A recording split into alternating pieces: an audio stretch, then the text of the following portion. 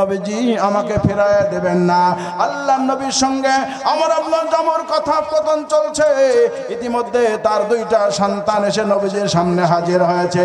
ও আল্লাহর পয়গম্বর, আপনি আমার বাবাকে অনুমতি দিবেন না, কারণ হলো আমার বাবা হাঁটতে পারে না, চলতে পারে না, তার দুইটা পা নাই, কেমনে যুদ্ধের ময়দানে যাবে? আর আমাদের পরিবারের একমাত্র অবলম্বন আমার বাবা। আমার বাবা যদি শহীদ হয়ে যায়, আমাদের মুরব্বী বলতে মাথার পরে কেউ থাকবে না।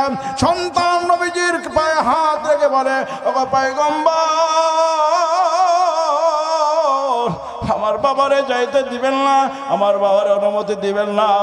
আল্লাহর পয়গম্বর বলে, আমর রে, তোর সন্তান বাধা দেয়, তোর সন্তান আল্লাহর পথে যাওয়ার বাধা। আমর ইবনে জামু বলে, ইয়া রাসূলুল্লাহ, আমার কবরের হিসাব আমাকেই দিতে হবে। জাহান্নামে গেলে আমি জাহান্নামে যাব, আমার জাহান্নামের শাস্তি আমার সন্তানরা নেবে না। আমার কবরে যদি শাস্তি হয় আমার সন্তান আমার শাস্তির বদলে পেলাম। ও নবী, কবরের হিসাব আমার জাহান্নামে যাওয়ার শাস্তি আমার। আমি আমার কবরের রাস্তা পরিষ্কার করতে চাই, আপনি আমার সন্তানদের কথা শুনবেন না, মেহেরবানি করে উহুদের ময়দানে আমাকে যাওয়ার অনুমতি দিয়ে দেন। আল্লাহর পয়গম্বর আমর ইবনে জামুহ রাদিয়াল্লাহু তাআলা আনহুর দিলের তামান্না দেখে, জিহাদি জজবা দেখে যার পণ্যায় পাগল হয়ে গেল। নবী আমার চোখের পানি ধরে রাখতে পারে নাই, ধারা করে চোখের পানি ছেড়ে দিয়েছে। প্রতিবন্ধী সাহাবী, লোলা পঙ্গু সাহাবীর জজবা দেখে নবী চোখের পানি ছেড়ে দিয়েছে। আল্লাহর পয়গম্বর বলে, সাহাবীরা রে, তাকা দেখ আমর কেমনে যুদ্ধে যাওয়ার জন্য পাগল হয়েছে।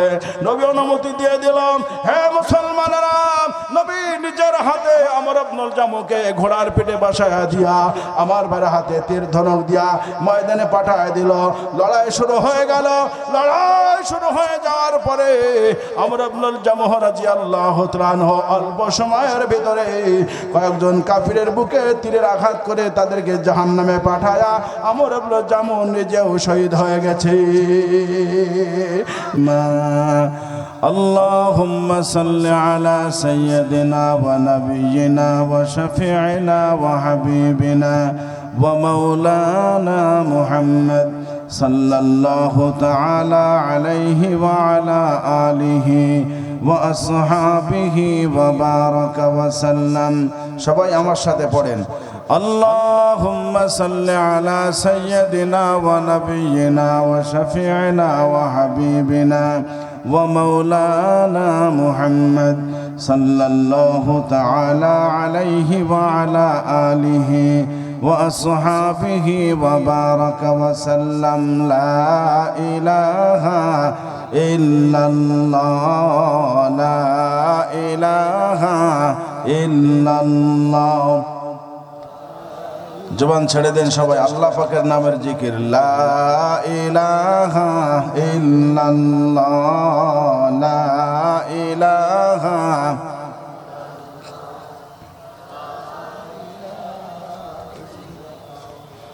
জোরে লা ইলাহা ইল্লাল্লাহ, লা ইলাহা ইল্লাল্লাহ।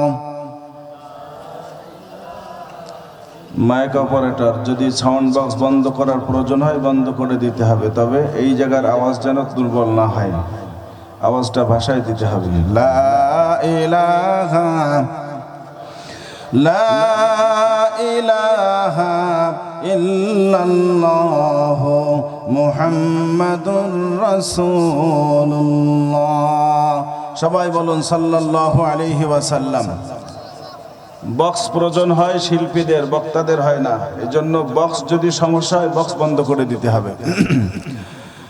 আলহামদুলিল্লাহ, ঐতিহ্যবাহী দারুল উলুম সুবহানিয়া মাদ্রাসার 18তম বাৎসরিক ওয়াজ মাহফিল আজকে 14-12 ডিসেম্বর অধ্যকার আয়োজিত মাহফিলের সম্মানিত সদরে আঞ্জুমান জনাব সাহেবে সদর, পরম শ্রদ্ধা ভাজন সভাপতি, আজকের মাহফিলের প্রধান অতিথি, প্রধান মেহমান, প্রধান আলোচক হাফেজ মাওলানা মুফতি জহিরুল ইসলাম চাঁদপুরি, ধর্মীয় আলোচক, মাই টিভি ঢাকা। আজকের মাহফিলে উপস্থিত হজরতে উলামায়ে কেরাম, ফজলা আজম, সুধী মণ্ডলী, আমার সামনে উপস্থিত প্রত্যন্ত অঞ্চল থেকে আগত ইসলাম প্রিয়, কোরআন প্রিয় তৌহিদি জনতা, পর্দার আড়ালে অবস্থানরত আমার সম্মানিতা মুহতারিমা জাহেদা তাহেরা মা বোনেরা, আল্লাহ পাক সুবহানাহু ওয়া তাআলার আলিশান দরবারে আমাদের সকলের পক্ষ থেকে পাঠাই অসংখ্য অগণিত শুকর যে আল্লাহ তাআলা প্রচণ্ড শীতকে উপেক্ষা করে তার কুরআনুল হাকিমের মহব্বতে, কোরআনের নিসবতে জান্নাতি পরিবেশে কিছু সময় দ্বীনি আলোচনা করবার, শুনবার জন্য সুন্দর একটা পরিবেশ তৈরি করে দিয়েছেন এবং আমাদেরকে বিভিন্ন গ্রাম মহল্লা, বিভিন্ন বাড়ি থেকে এই ময়দানে কবুল করেছেন। জাতির শ্রেষ্ঠ সন্তান আমাদের নূরে চশ আজিজ হযরত উলামায়ে কেরামের জবান থেকে কোরআন হাদিসের মূল্যবান কথা বলবার, শুনবার সুযোগ করে দিয়েছেন। এজন্য আমরা সকলে দিল থেকে মহব্বতের সাথে সেই মালিকের আলিশান দরবারে শুকরগুজার হচ্ছি। সকলে ভক্তি ভরে জবান ছেড়ে মহব্বতের সাথে বলছি আলহামদুলিল্লাহ। আল্লাহ পাকের শুকরিয়া, আল্লাহ পাকের প্রশংসা। আমরা আল্লাহ পাকের শেখানো ভাষায় আল্লাহর দেওয়া জবান দিয়ে উচ্চারণ করব। পারা যাবে ইনশাআল্লাহ? আমার জবান দিয়েছেন কে? জবান ছেড়ে বলুন না কে দিয়েছেন। কৃপণতা নাই, আল্লাহ যেটা দিয়েছেন মন দিয়ে স্বীকার করবেন। আমার মুখে কথা বলার শক্তি দিয়েছেন কে? দুনিয়ার কোনো রাজা বাদশা, কোনো ডাক্তার, ইঞ্জিনিয়ার, কোনো কবিরাজ, কোনো ওজা এই ক্ষমতা আছে দিতে পারে? সবাই বলে না দিতে পারে। যদি আল্লাহ পাক দিয়ে থাকে তাহলে সে আল্লাহ পাকের দেওয়া ভাষা আমি আল্লাহর প্রশংসায় ব্যবহার করব, পারবো ইনশাআল্লাহ? একটু ভাবেন ওই লোকটা দিকে, যেই লোকটা কথা বলতে পারতো এখন আর পারে না, প্যারালাইজড হয়ে গেছে, মুখ বাঁকা হয়ে গেছে, এখন শুধু লালায়। যদি কথা বলেন তাহলে জবাব দিতে পারে না, শুধু কান দিয়ে চোখ দিয়ে পানি বের হয়। যেরকম এরকম লোক আমাদের গ্রামগঞ্জে আছে না নাই? যারা স্ট্রোক করে, প্যারালাইজড হয়ে গেছে, মুখ বাঁকা হয়ে গেছে, এখন কথা বলতে পারে না, শুধু লালায় আর কান দেয়। কথা কন ঠিক? যদি আল্লাহ ওর মতো আমার মুখটা বাঁকা করে দেয়, আমি আর বলতে পারবো না, আমি ওর মতো লালাবো। যদি কেউ আমার সঙ্গে দেখা করতে যায়, ভালো মন্দ জিজ্ঞেস করবে, কুশল বিনিময় করবে, আমি বলতে পারবো না, শুধু কাঁদবো। চোখের ভাষা পানি দিয়ে আমি বোঝাবো যে আমার বলার শক্তি শেষ হয়ে গেছে। কথা ঠিক না বে ঠিক? যে আল্লাহ এখন বলতে দিয়েছেন ওই আল্লাহ কিছুক্ষণ পরে আপনার বলা বন্ধ করে দিতে পারে কি পারে না? যে কোনো মুহূর্তে, এনি টাইম আল্লাহ আপনার জবান বন্ধ করে দিতে পারে। সুতরাং আমরা সদা সর্বদা আল্লাহ পাকের প্রশংসা বেশি বেশি করব। আল্লাহর প্রশংসা করলে আল্লাহ তাআলা খুশি হয়, মানুষও খুশি হয়। তবে সব মানুষের প্রশংসা জায়েজ নাই। দুনিয়ার ফাসেক ফুজ্জার, দাড়ি চাচা দাঁড়ায় দাঁড়ায় মতে খাড়াই খাড়াই খায়, হেঁটে হেঁটে পায়খানা করে, এরকম নাস্তিক মুরতাদদের প্রশংসা জায়েজ নাই। রাসূলুল্লাহ সাল্লাল্লাহু আলাইহি ওয়াসাল্লাম বলেছেন, যদি কোনো নাস্তিকের প্রশংসা করে, ফাসেক ফুজ্জারের প্রশংসা করে, আল্লাহ তাআলা চরমভাবে গুসা হয়, ওর পরে লানত করতে থাকে। সুতরাং প্রশংসা হবে কার? প্রশংসা পাওয়ার উপযুক্ত একমাত্র কে? যদি আমার প্রশংসা করতে হয়, সেই প্রশংসা করব কার? যদি এই মাইক গলার প্রশংসা করতে হয়, প্রশংসা পাবে না কে? এই বক্সের প্রশংসা করতে হলে বক্সওয়ালার প্রশংসা না, যিনি তৈরি করেছেন, ব্রেন দিয়েছেন, প্রশংসা হবে তার। তিনি হলেন আমার আল্লাহ। কথা বলে ঠিক না বে ঠিক? বলেন তো মনের গভীর থেকে আল্লাহ পাকের নাম একটু উচ্চারণ করে তো আল্লাহ বলেন। আল্লাহ পৃথিবীতে একটা মাত্র নাম, সে নামটা হচ্ছে আল্লাহ। উচ্চারণ করতে এত মজা লাগে, এত মজা অন্য কোনো নামের ভিতরে নাই। কথা বলেন ঠিক না বে ঠিক ভাই? জোরে বলেন। এজন্য যখন আমি তাকবীর দিতে বলবো, দিবেন ইনশাআল্লাহ? আলহামদুলিল্লাহ, সুবহানাল্লাহ বলতে বলবো, বলবেন ইনশাআল্লাহ। লস নাই, লাভ হবে। নবীজি বলছেন আদ-দাল্লু আলাল খায়রি কাফাইলিহি, যারা ভালো কাজ করে আর যারা ভালো কাজের সহযোগিতা করে উভয়ে সমান সমান নেকি পায়। চিৎকার করে বলুন সুবহানাল্লাহ। লস হবে না, লাভ হবে। কথা কোন ঠিক না বে ঠিক? আজকের মাহফিল এই অঞ্চলের মধ্যে, এই ময়দানটা জান্নাতের বাগান হয়ে গেছে। সুবহানাল্লাহ বলেন। আপনারা যারা এসেছেন আপনারা অনেক দামি। আল্লাহ পাক আপনাদের নিরাপত্তা দেওয়ার জন্য অসংখ্য অগণিত ফেরেশতা পাঠিয়েছেন, অসংখ্য অগণিত ফেরেশতা পাঠিয়েছেন। নবীজি বলছেন যারা ওয়াজের মাঠে বসে ওদের নিরাপত্তার জন্য দুনিয়ার জমিন থেকে আসমান পর্যন্ত পুরো আকাশটা রহমতের ফেরেশতারা তাদেরকে পরিবেষ্টন করে থাকে। সুবহানাল্লাহ বলবেন না? লা ইয়াকুদুনা কওমুন ইয়াযকুরুনাল্লাহ হাফাতহুমুল মালায়েকা ওয়া গাশিয়াতহুমুর রাহমা ওয়া নাযালাত আলাইহিমুস সাকিনাহ। ফেরেশতারা এমনি এমনি শুধু দাঁড়ায় থাকে না, ওরা নিজে নিজে তো সুবহানাল্লাহ আলহামদুলিল্লাহ আল্লাহু আকবার তাসবিহ পড়ে না। যারা উপস্থিত হয় ওদের অন্তরে রবের পক্ষ থেকে পার্সোনাল স্পেশাল সাকিনা আর রহমত নাজিল করতে থাকে। চিৎকার করে বলুন সুবহানাল্লাহ। মুহতারাম হাজিরিন, আজকের মাহফিল শুধু দামি না, আপনারাও দামি। একটা কথা বলি, শরফুল মাকানে বিল মাকিন, ব্যক্তির কারণে স্থানের দাম বাড়ে। বলেন, শরফুল মাকানে বিল মাকিন, ব্যক্তির কারণে স্থানের দাম বাড়ে। স্থানে যেই ব্যক্তি থাকে ওই ব্যক্তি যেমন দামি হয় স্থানটা দামও তেমন হয়। কতক্ষণ ঠিক? আরো জোরে বলেন ঠিক। যদি কোনো গ্রামে এক চোর থাকে, এক চোর যদি প্রসিদ্ধ চোর হয়, দেখবেন গ্রামটাই ওই চোরের নামে চলে। ওই হরিহরনগর চোরের গ্রাম, জোরে কান বলে না? যেমন মৌলানা আনোয়ার শাহ ও বলেছে সীমান্ত ইউনিয়নে আমাদের মানে জীবননগরে আলেম বেশি, তার মধ্যে হরিহরনগর বেশি। দুইটা গ্রামে আলেম বেশি, হরিহরনগর আর সদরপাড়া, এই দুইটা গ্রামে। আল্লাহু আকবার বলেন। এখন এই গ্রামের কথা বললে কি বলবে? ও যেই গ্রামে হুজুর বেশি। কথা ঠিক না বেশি? তো আলেম থাকলে আলেমের নাম হয়, গ্রামের সুনাম হয়। যদি চোর থাকে চোর হিসাবে গ্রামের বদনাম হয়। কথাখান ঠিক। শরফুল মাকানে বিল মাকিন, ব্যক্তির কারণে জায়গার দাম বাড়ে। বলেন তো দেখি হরিহরনগরবাসী বুকে হাত দিয়ে বলবেন, এই মাদ্রাসা হওয়ার আগে হরিহরনগর গ্রামকে যত মানুষ চিনতো, এই মাদ্রাসা হওয়ার পরে তার থেকে বেশি চিনেছে না কম চিনেছে? সবাই আওয়াজ করে বলে, বেশি না কম? এত বেশি চিনেছে হরিহরনগর গ্রামকে, এত প্রসিদ্ধ, এত পরিচিতি মাদ্রাসা হওয়ার আগে কখনোই হতো না। কথা ঠিক না বেঠিক? তাহলে মাদ্রাসা লাভ হয়েছে না লস হয়েছে? ব্যক্তির কারণে জায়গার দাম বাড়ে। কথা ঠিক। একটা বোতল, এই যে ধরে নেন একটা বোতল পানির বোতল, মাম বলেন, তারপরে আপনি ইস্পা বলেন, বা যে কোনো পানির বোতল বাজারে কিনতে গেলে 30 টাকা নেয়। জোরে কান নেয় কি নেয় না? জোরে বলেন, একটু আওয়াজ করেন। 30 টাকা নেই। আচ্ছা, পানিটা ফেলে দিলেন, দেওয়ার পরে ওই বোতলটা যদি বিক্রি করতে যান, কেউ কি 30 টাকা দেবে? কেন দেবে না? পানি নাই, পানির দাম 30 টাকা। পানির কারণে বোতলের দাম ছিল 30 টাকা। পানি নাই, এখন আর বোতল কেউ 2 টাকা দিয়েও কিনবে না। কথা ঠিক না ঠিক? মদের বোতল যদি হয়, মদ অনুযায়ী যারা মদ খায় তারা নেবে, যারা কেলেমন খায়, স্প্রাইট খায়, ওরা ওইটা কিনবে।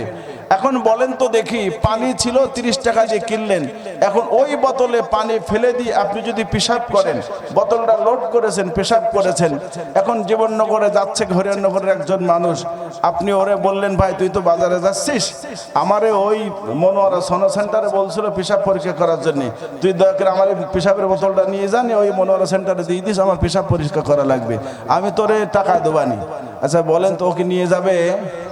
সবাই কন্যা নিয়ে যাবে? নিয়ে তো যাবেই না, বরং ওর মাথা গরম হয়ে যাবে, শয়তান আমি তোর পেশাব বই নিয়ে যাবো। পেশাব বলবেন। এখন বলেন, আপনি যদি ওই পেশাবের বোতলটা কোনো দোকানে বেচতে যান, কেউ কি কিনবে? নিয়েই যাচ্ছে না। আর এখন তো কিনা অনেক দূরের কথা। কথা ঠিক না বে ঠিক? তো বোতলে পানি ছিল, দাম ছিল, পানি নাই, দাম নাই, বোতলে পেশাব ঢোকাইছেন, কোনো দাম নাই, বরং বেচতে গেলে মার খাওয়া লাগতে পারে। কথা ঠিক না বে ঠিক? বোতলে পানির কারণে বোতলের দাম বেড়েছে, ব্যক্তির কারণে জায়গার দাম বাড়ে। আজকে হরিহরনগরের দাম বেড়েছে, হরিহরনগরে অনেক উলামায়ে কেরাম আছে বলে, হরিহরনগর ঐতিহ্যবাহী মাদ্রাসা হয়েছে বলে। কথা ঠিক না বে ঠিক আমার ভাইরা? আজকে আপনারা কোরআনের পাখি ময়দানে এসেছেন। এই ময়দানটা আগে ছিল ধানের ভুঁই, আজকে এই ময়দানটা জান্নাতের বাগান হয়ে গেছে ব্যক্তির কারণে। কথা ঠিক না বেঠিক আমার ভাইরা? এজন্য যারা আজকের ময়দানে এখনো আসতে পারেন নাই, হরিহরনগরবাসীর কাছে আমি বিনয়ের সাথে আবদার করছি, আপনারা ইসলাম প্রিয়, সারা চুয়াডাঙ্গা জেলায় পরিচিত গ্রাম হরিহরনগর। এই গ্রামের মানুষ ধর্মভীরু, মসজিদ মাদ্রাসা আলেম ওলামাদেরকে এরা মহব্বত করে, ভালোবাসে। আর আজকের এই মাহফিলে যদি প্রধান মেহমান কুমিল্লা চাঁদপুর থেকে এসেছে, তিনি এসে যদি ময়দান ফাঁকা দেখে অবশ্যই গ্রামের সুনাম হবে না, বদনামি হবে। কথা বলেন। যার কানে মাইকের আওয়াজ যাচ্ছে আমি উদাত্ত আহ্বান জানাচ্ছি, আমি পায়ে হাত রেখে বলছি, আপনারা বাজারে রাস্তাঘাটে ঘোরাফেরা না করে আমরা মাদ্রাসা ময়দানে, মাহফিল ময়দানে চলে আসি। আল্লাহ পাক সুবহানাহু ওয়া তাআলা আমাদের সবাইকে কবুল করুন, আসবার বসবার তৌফিক দান করুন। সবাই বলেন আমিন। মুহতারাম হাজিরিন, আমি দ্বিতীয় বক্তা, আলোচনা লম্বা হবে না, আমি আর ভূমিকায় যাচ্ছি না, মূল আলোচনায় চলে যাচ্ছি। আমি আপনাদের সামনে কোরআনুল কারীম 28 পারা সূরা সফ থেকে 3টা আয়াতে কারিমা তেলাওয়াত করেছি। আমি 3 নম্বর আয়াতের মূলত আলোচনা করব। বরকাতান তেলাওয়াত হয়েছে। আল্লাহ পাক সুবহানাহু ওয়া তাআলা আলোচনা যতটুকু করব বক্তা শ্রোতা ভাইকে আমল করবার তৌফিক দান করুন। সবাই বলেন আমিন। সবাই আমার সাথে জবান নাড়িয়ে পড়ুন, আউযু বিল্লাহ।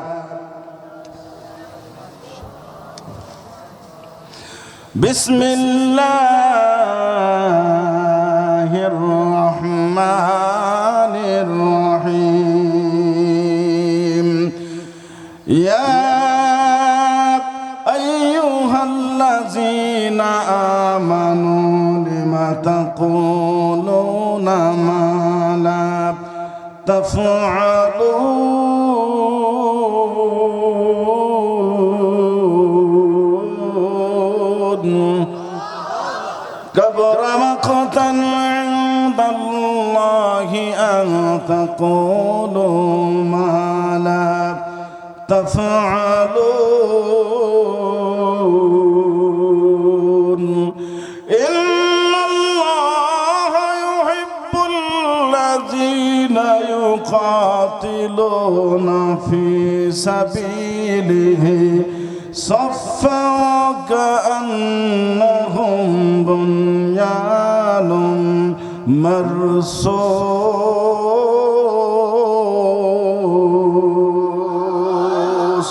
আর জোরে আল্লাহু আকবার।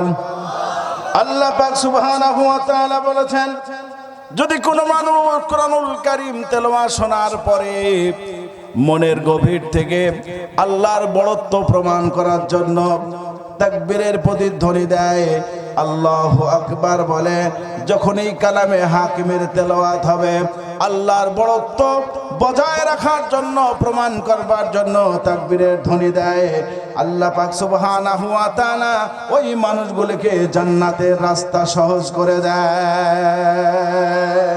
আর জোরে কান আল্লাহু আকবার। আসুন এবার মূল আলোচনায় চলে যায়। আল্লাহর নবী, বিশ্ব নবী, মরদুলাল সরওয়ারে দু জাহান নবী মুহাম্মদুর রাসূলুল্লাহ, মুসলিম শরীফের রওয়ায়াত যে আয়াতে কারিমাগুলো তেলাওয়াত করেছি তার শানে নজুল বর্ণনা করছি। শানে নজুল বর্ণনা করব তরজমা করে, আয়াতের অধীনে যেই দু একটি ঘটনা আছে বর্ণনা করে আমি আলোচনা শেষ করে দিব। আল্লাহর নবী সাহাবায়ে কেরাম মসজিদে নববীর ভিতরে বসে আছে, অনেক সাহাবীরা বসে আছে, পরস্পরে পর্যায়ক্রমে এক একজনা মত বিনিময় করছে। আমরা তো সবাই মারা যাব, প্রতিটা মানুষ মরণশীল, এই দুনিয়ায় কেউ বেঁচে থাকবে না, প্রত্যেকটা মানুষকে মরতে হবে। আমরা যদি বিশ্ব নবীর মাধ্যমে জানতে পারতাম, এমন কিছু আমলের সংবাদ নবীজি দিতেন যে আমলগুলো করার কারণে রব্বে কাবা মৃত্যুর পরেই আমাদেরকে জান্নাত দিয়ে দিবে। আওয়াজ একটা ঢমঢম আওয়াজ আসছে, কিন্তু আমি বলেছি বক্স বন্ধ করে দিতে প্রয়োজনে ঢপ ঢপ আওয়াজ হচ্ছে, আপনারা বুঝতে পারছেন? মুসলমান ভাইরা রে আমার, কান লাগান। সাহাবায়ে কেরামের খেয়াল হলো নবীজি যদি বলতেন, এমন কিছু আমলের সুসংবাদ আমাদেরকে দিতেন যে আমলগুলো আমরা করে আমরা যদি মারা যাই, মারা যাওয়ার সঙ্গে সঙ্গে হিসাব কিতাব হবে না, বিনা হিসাবে রব্বুল আলামিন আমাদেরকে জান্নাতের ফয়সালা করে দিবে। তাফসীর ইবনে কাসির বর্ণনা করেছেন, কোন কোন সাহাবায়ে কেরাম বলছেন, তাহলে চলো যাই নবীজির কাছে যে জিজ্ঞাসা করি, নবীজিকে বলি আল্লাহর কাছে এমন কি আমল আছে যে আমলগুলো করলে সোজা জান্নাতে চলে যাব। মসজিদ ভরা সাহাবী কেউ নবীজির কাছে জিজ্ঞাসা করবে সেই সাহস করছে না, তাদের মনে সাহস হচ্ছে না। যাকেই পাঠাইতে চায় সে কিছু দূর যেয়ে ফিরে চলে আসে, আবার আরেকজনকে পাঠায় সে আবার কিছু দূর যেয়ে ফিরে চলে আসে। মুসলমান ভাইরা রে আমার, ইতিমধ্যে রব্বুল আলামিন বিশ্ব নবী মসজিদে আসহাবা সুফার সাহাবীদের মধ্যে অবস্থান করছিলেন। জিবরিল আমিনকে পাঠিয়ে দিয়েছে, ওগো নবীজি আপনার সাহাবায়ে কেরাম আপনার কাছে জানতে চাই, এই দুনিয়ার ভিতরে বসবাস করাকালীন যদি এমন কোন আমল থাকে যে আমলের বরকতে আল্লাহ পাক মৃত্যুর উপরে তাকে সোজা জান্নাত দিয়ে দেবে, বান্দা হিসাব দিতে চায় না, কিয়ামতের ময়দানে মহা মুসিবতের দিনে যদি কোনো মানুষ আল্লাহর দরবারে হিসাব দিতে হয়, হিসাব দিতে গেলে কোনো মানুষ হিসাব দিয়ে জান্নাতে যেতে পারবে না। কারণ হলো আল্লাহ তাআলা প্রতিটা মানুষের জন্য দুনিয়াতে যত নাজ নিয়ামত রেখেছেন, আমার ভাইরা নিয়ামতের হিসাব দিতে গেলে কোনো মানুষ আল্লাহর দরবারে কদম ফেলতে পারবে না। কথা বলেন ঠিক না বেঠিক? এই জন্য কিয়ামতের ময়দানে বিনা হিসাবে জান্নাত পেয়ে গেলে এর থেকে ভালো হতে পারে না। এই জন্য আমি তো বলি আল্লাহ পাক সুবহানাহু ওয়া তাআলা যখন প্রথম কহার রূপ ধারণ করে হিসাব গ্রহণ করবেন, আর বিশ্ব নবী মরুদুলাল সরওয়ারে দু জাহান আরশে আজিমের পদতলে সিজদায় পড়ে যাবে। আল্লাহর হাবিব সিজদায় পড়ে যখন কান্নাকাটি করবে, আল্লাহ পাক বলবেন ইয়া রাসূলুল্লাহ, আপনি দুনিয়ায় অনেক কান্নাকাটি করেছেন, আপনি উহুদের ময়দানে কেঁদেছেন, মদিনায় যে কেঁদেছেন, তায়েফের ময়দানে কেঁদেছেন, বদরের প্রান্তরে কেঁদেছেন। আজকে আপনাকে কান্নার জন্য আসি নাই, এই ময়দানে আপনাকে সুপ্রিম পাওয়ার দেওয়া হয়েছে। আমি রব আপনার জন্য আমার পাশে বিরাট একটা কুরসি সিংহাসন রেখেছি। আমার পাশে আমার নবীর সিংহাসন থাকাটা প্রমাণ করে হাসরের ময়দানে আমার নবীর থেকে বড় দামি এই পৃথিবীতে কোনো মানুষ নাই। আরো জোরে কান আল্লাহু আকবার। মেরাজে যখন রাসূল যাই, সিদরাতুল মুনতাহা থেকে জিবরিল রাসূলকে ছেড়ে চলে এসেছেন। আল্লাহ পাক কুদরতি ভাবে রাসূলকে রিসিভ করেছেন। আরশে আজিমে মাকামে মাহমুদ যেটাকে বলে, আপনার আজানের সময় যখন আজান শেষ হয় সকলেই আজানের দোয়া পড়ে, এরপরে আজান শেষে একটা দোয়াও আছে না নাই, যেটা আজানের দোয়া বলে, আল্লাহুম্মা রাব্বা হাদিহি দাওয়াতি তাম্মা ওয়াস সালাতিল কাইমা আতি মুহাম্মাদানিল ওয়াসিলাতা ওয়াল ফাজিলা ওয়াদ দারাজাতার রাফিআ ওয়াবআসহু মাকামান মাহমুদানিল্লাযী ওয়া'আদতা ওয়ারযুকনা শাফাআতাহু ইয়াওমাল কিয়ামা ইন্নাকা লা তুখলিফুল মিআদ। আল্লাহু আকবার বলবেন না? এই দোয়ার মধ্যে একটা শব্দ বলেছি, মাকাম মাহমুদ। এই মাকামে মাহমুদটা আল্লাহ পাক শুধু তার নবীকেই দিবেন। সুবহানাল্লাহ বলেন। মাকামে মাহমুদের অর্থ হচ্ছে প্রশংসিত জায়গা। সুবহানাল্লাহ বলেন। মাকামে মাহমুদ শব্দের অর্থ কি? প্রশংসিত জায়গা। এই মাকামে মাহমুদে আল্লাহ পাকের সিংহাসনের পাশেই নবীজির কুরসি থাকবে। নবীজির আসন গ্রহণ করার জন্য আল্লাহ পাক নবীকে নিয়ে যাবেন। এর আগে জান্নাত জাহান্নাম ভ্রমণ হয়েছে। আমি মেরাজের ঘটনা বলবার উদ্দেশ্য নাই, শুধুমাত্র রসুলের মাকাম বোঝানোর জন্য এই কথাটা বলছি। লক্ষ্য করুন, আল্লাহ রসুলকে বলা হবে, হাবিব এই কুরসি আপনার, আপনি আসন গ্রহণ করুন। আপনি আসন গ্রহণ করার পরেই আপনার সাথে আমার সাথে আলাপ আলোচনা শুরু হবে। এক দেশের রাষ্ট্রদূত যখন আরেক দেশে যায়, দুই দেশের রাষ্ট্রদূত, দুই দেশের মন্ত্রী পাশাপাশি বসে দ্বিপাক্ষিক আলোচনা হয়, দেন দরবার হয়। কথা ঠিক না বেঠিক আমার ভাইরা? উনি কি দেবে, ইনি কি নেবে, ইনি ইনার দেশ থেকে উনাকে কি দেবে, এই চুক্তি হওয়ার পরে একটা সিগনেচার সই-স্বাক্ষর হয় কি হয় না? দ্বিপাক্ষিক আলোচনা। ওই দিন আল্লাহ পাকের বিশেষ কামরাই নবীজির সঙ্গে আল্লাহ পাকের দ্বিপাক্ষিক আলোচনা হচ্ছে। আল্লাহ নবী সাল্লাল্লাহু আলাইহি ওয়াসাল্লাম আসন গ্রহণ না করে চেয়ারের পরে হাত দিয়ে দাঁড়িয়ে আছেন। আল্লাহ বলেন, হাবিব আপনি আসন গ্রহণ করুন, এরপর আলোচনা শুরু হবে। নবী বলে, আল্লাহ আমি অত সময় পর্যন্ত আলোচনা শুরু করব না যতক্ষণ পর্যন্ত আমার দাবি দাবা পূর্ণ করা না হবে। জনে বলুন আল্লাহু আকবার। এই বাদামওয়ালা, আচ্ছা আপনারা সবাই বাদাম খেয়ে নেন, তারপরে পরে ওয়াজ করা যাবে।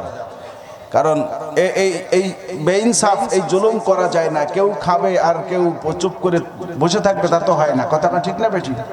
আমি বলবো আর আপনারা খাবে নাকি হয়? একসাথে বাদাম খেয়ে নেওয়া যাবে, তারপরে আমরা ফের আলোচনা করা যাবে। কি বলেন আপনারা? হ্যাঁ, এই আয় নিয়ে আয়, বাদাম নিয়ে আয়, এই একসাথে খেয়ে নেওয়া যাক, তারপরে ওয়াজ করলে হবে। যা, ওয়াজের শেষে আমার সাথে দেখা করবি স্টেজে। তোর বাদামে যেই কয় টাকা আমার কাছ থেকে নিয়ে যাবি, কিন্তু মাঠে থাকবি, ভিতরে যাবি না। বসেন, সকলে বসেন। এটা অন্যায়। লক্ষ্য করেন, আমি ওয়াজে আপনাদের তুই চাও খাবো না, ইনশাআল্লাহ চাও খাবো না, যত কষ্ট হোক চাও খাবো না। আপনারা বসে থাকবেন, আমি খাবো, তা হয় কি করে? খাইলে একসাথে খাবো, না খাইলে কেউ খাবো না। কথা বলে ঠিক? রাজি আছেন আমার সাথে? খাইলে যখন চা খাওয়ার দরকার, নেশা লেগে যাবে, হাত তুলবেন, হুজুর নেশা লেগে গেছে, একসাথে চা খাইয়ে নেবো, তারপর আবার ওয়াজ করবো। কথা বলেন? আপনারাও খাবেন না, আম্মু খাবো না। এদিক মনোযোগ। আল্লাহ রসুল কি মজার কথা বলছে, লাইনটা কেটে যায়। এইভাবে পরিবেশ দূষিত করবেন না। বলছিলাম কি, আল্লাহর সঙ্গে আল্লাহ রসুলের দ্বিপাক্ষিক বৈঠক চলছে। এক চেয়ারে রসুল আর এক চেয়ারে আল্লাহ, কিন্তু রসুল আসন গ্রহণ করছেন না। আল্লাহ বলছেন, হাবিব বসুন, আসন গ্রহণ করুন, এরপর আলোচনা শুরু হবে। আল্লাহ নবী কি বললেন? আল্লাহ, তুমি না আমাকে রহমতে আলম করে পাঠিয়েছ, জাতির জন্য আমি রহমত হয়ে এসেছি, সুতরাং আগে আমার দাবি, এরপর আলোচনা। যতক্ষণ পর্যন্ত আমার দাবি আদায় না হবে, ততক্ষণ পর্যন্ত আমি চেয়ারে আসন গ্রহণ করব না। চিৎকার করে বলুন সুবহানাল্লাহ। হাবিব, আমি কথা দিচ্ছি দাবি পূরণ করবো, আপনি বসুন। কয় না। তো বলছে, হাত দিয়ে বসে আছেন কেন? হাত দিয়েছেন কেন? কয়, আমি হাত দিয়ে রেখেছি চেয়ারে, এই জন্য আমি হাত দিয়ে প্রমাণ করছি চেয়ারের মালিক আমি। সুবহানাল্লাহ বলেন। আমি এই চেয়ারের মালিক, হাত দিয়ে রেখেছি, এই চেয়ারে কেউ বসতে পারবে না।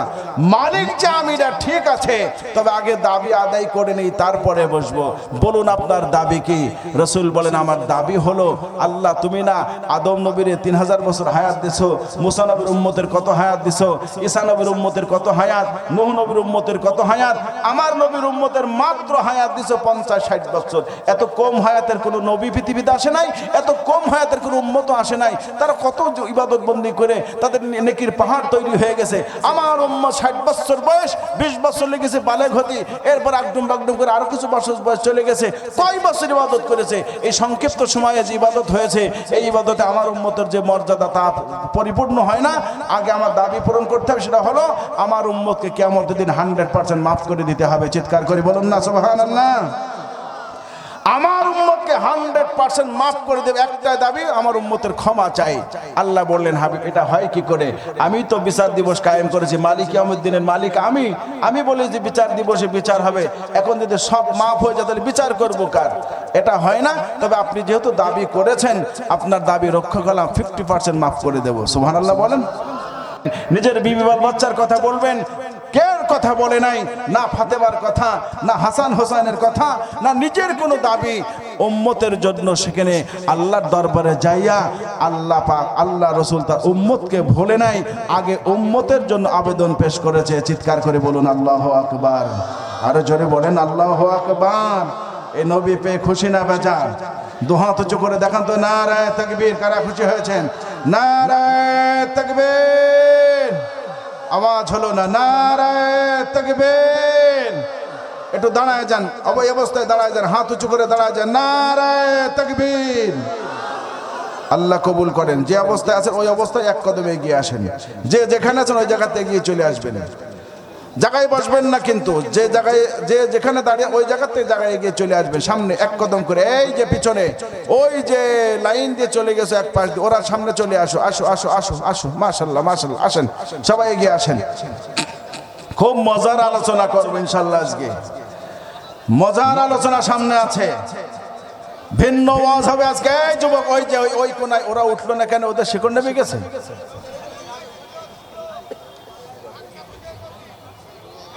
এই হরিয়ানগরের যুবক ছেলেরা, ওঠো বাবা, ওঠো ওঠো। এই পিছনে ওই যে, এই যে আমার পিছনের যুবকরা যারা খুঁটি হালান দিয়ে বসে আছে, ওরা উঠলো না।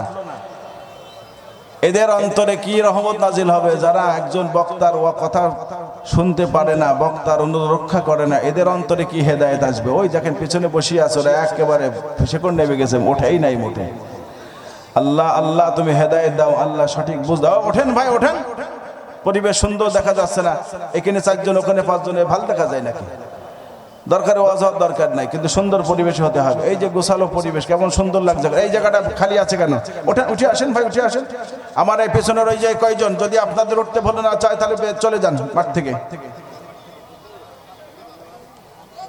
আল্লাহ আল্লাহ তুমি বুঝ দাও, হেদায়েত দাও। বলেন আমিন, বলেন আমিন। বসেন বসেন, যে দেখেন বসে পড়েন, সবাই বসে পড়েন, এবার বসে পড়েন।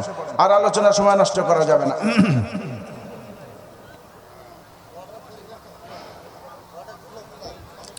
আল্লাহ আল্লাহ, লা ইলাহা ইল্লাল্লাহ, লা ইলাহা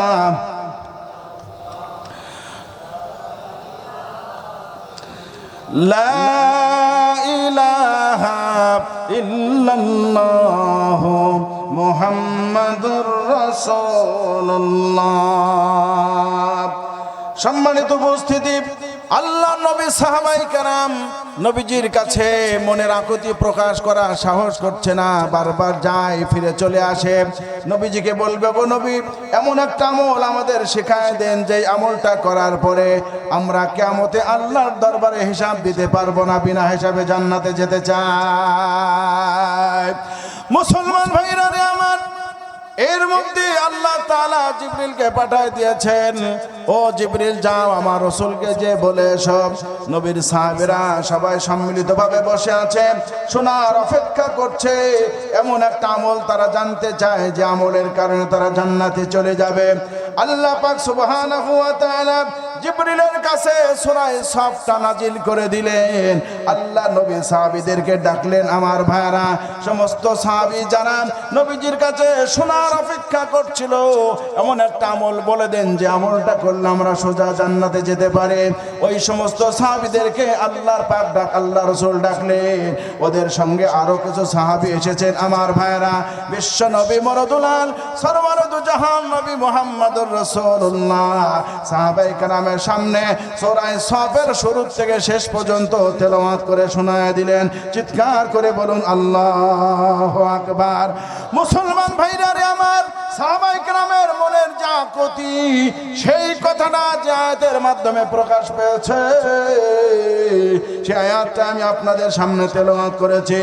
ইন্নাল্লাহা ইউহিব্বুল্লাযীনা ইউকাতিলুনা ফি সাবিলিহি সাফফা কান্নাহুম বুনয়ানুম মারসুস। ওগো নবী, আপনি আপনার সাহাবায়ে কেরামদেরকে শোনায়া দেন, ওরা যদি আমার জমিনে আমার দিন প্রতিষ্ঠা করার জন্য সারিবদ্ধ হয়ে সীসা ঢালা প্রাচীরের মতো সংঘবদ্ধ হয়ে এক আমিরের নেতৃত্বে সংগ্রাম করতে পারে, যুদ্ধ করতে পারে, আর যুদ্ধের ময়দানে শহীদ হয়ে যায়, আমার আল্লাহ পাক সুবহানাহু ওয়া তাআলা ওই শহীদদের জন্য বিনা হিসাবে জান্নাতের ফয়সালা করে দিয়েছে। মুসলমান ভাইরা রে আমার, হাদিসের মধ্যে এসেছে, বিশ্ব নবী মরদুলাল সরওয়ারদু জাহান বলেছেন, কিয়ামতের ময়দানে মহা মুসিবতের দিনে রব্বে কাবা যখন কাবার রূপ ধারণ করে হিসাবের কার্য শুরু করবেন, আমার ভাইরা, এই সময় কিছু মানুষ রক্তমাখা অবস্থায় আল্লাহর দরবারে যায় উপস্থিত হয়ে যাবে। হাসরের মাঠের কথা বলতে গেলে আপনারা পরেশান হয়ে যাবেন, সহ্য করতে পারবেন না। হাসরের মাঠে ভয়াবহ পরিস্থিতি এমন হবে, শুধু মানুষ না, নবীরা পর্যন্ত যারা আল্লাহর পক্ষ থেকে পাওয়ার নিয়ে পৃথিবীতে এসেছে, যাদের সঙ্গে আল্লাহর কথা হতো, যাদের কাছে আল্লাহর পক্ষ থেকে পয়গম আসতো, নবীরা পর্যন্ত আমলনামা হাতে করে নাফসি নাফসি করে কাঁদতে থাকবে। আমার ভাইরা, সাধারণ মানুষ তো দূরের কথা, আদম আলাইহিস সালাম কাঁদতে থাকবে, নূহ আলাইহিস সালাম কাঁদতে থাকবে, ঈসা আলাইহিস সালাম কাঁদতে থাকবে, সারিবদ্ধ হয়ে আল্লাহর সামনে দাঁড়ায় থাকবে হিসাব দেওয়ার জন্য। হাজার হাজার বছর পার হয়ে যাবে। আমার ভাইরা, হাসরের ময়দানের একটা দিন হবে দুনিয়ার হিসাবে 50,000 বছর, 50 আলফা সানা, এরকম হাজার হাজার বছর দাঁড়িয়ে থাকবে।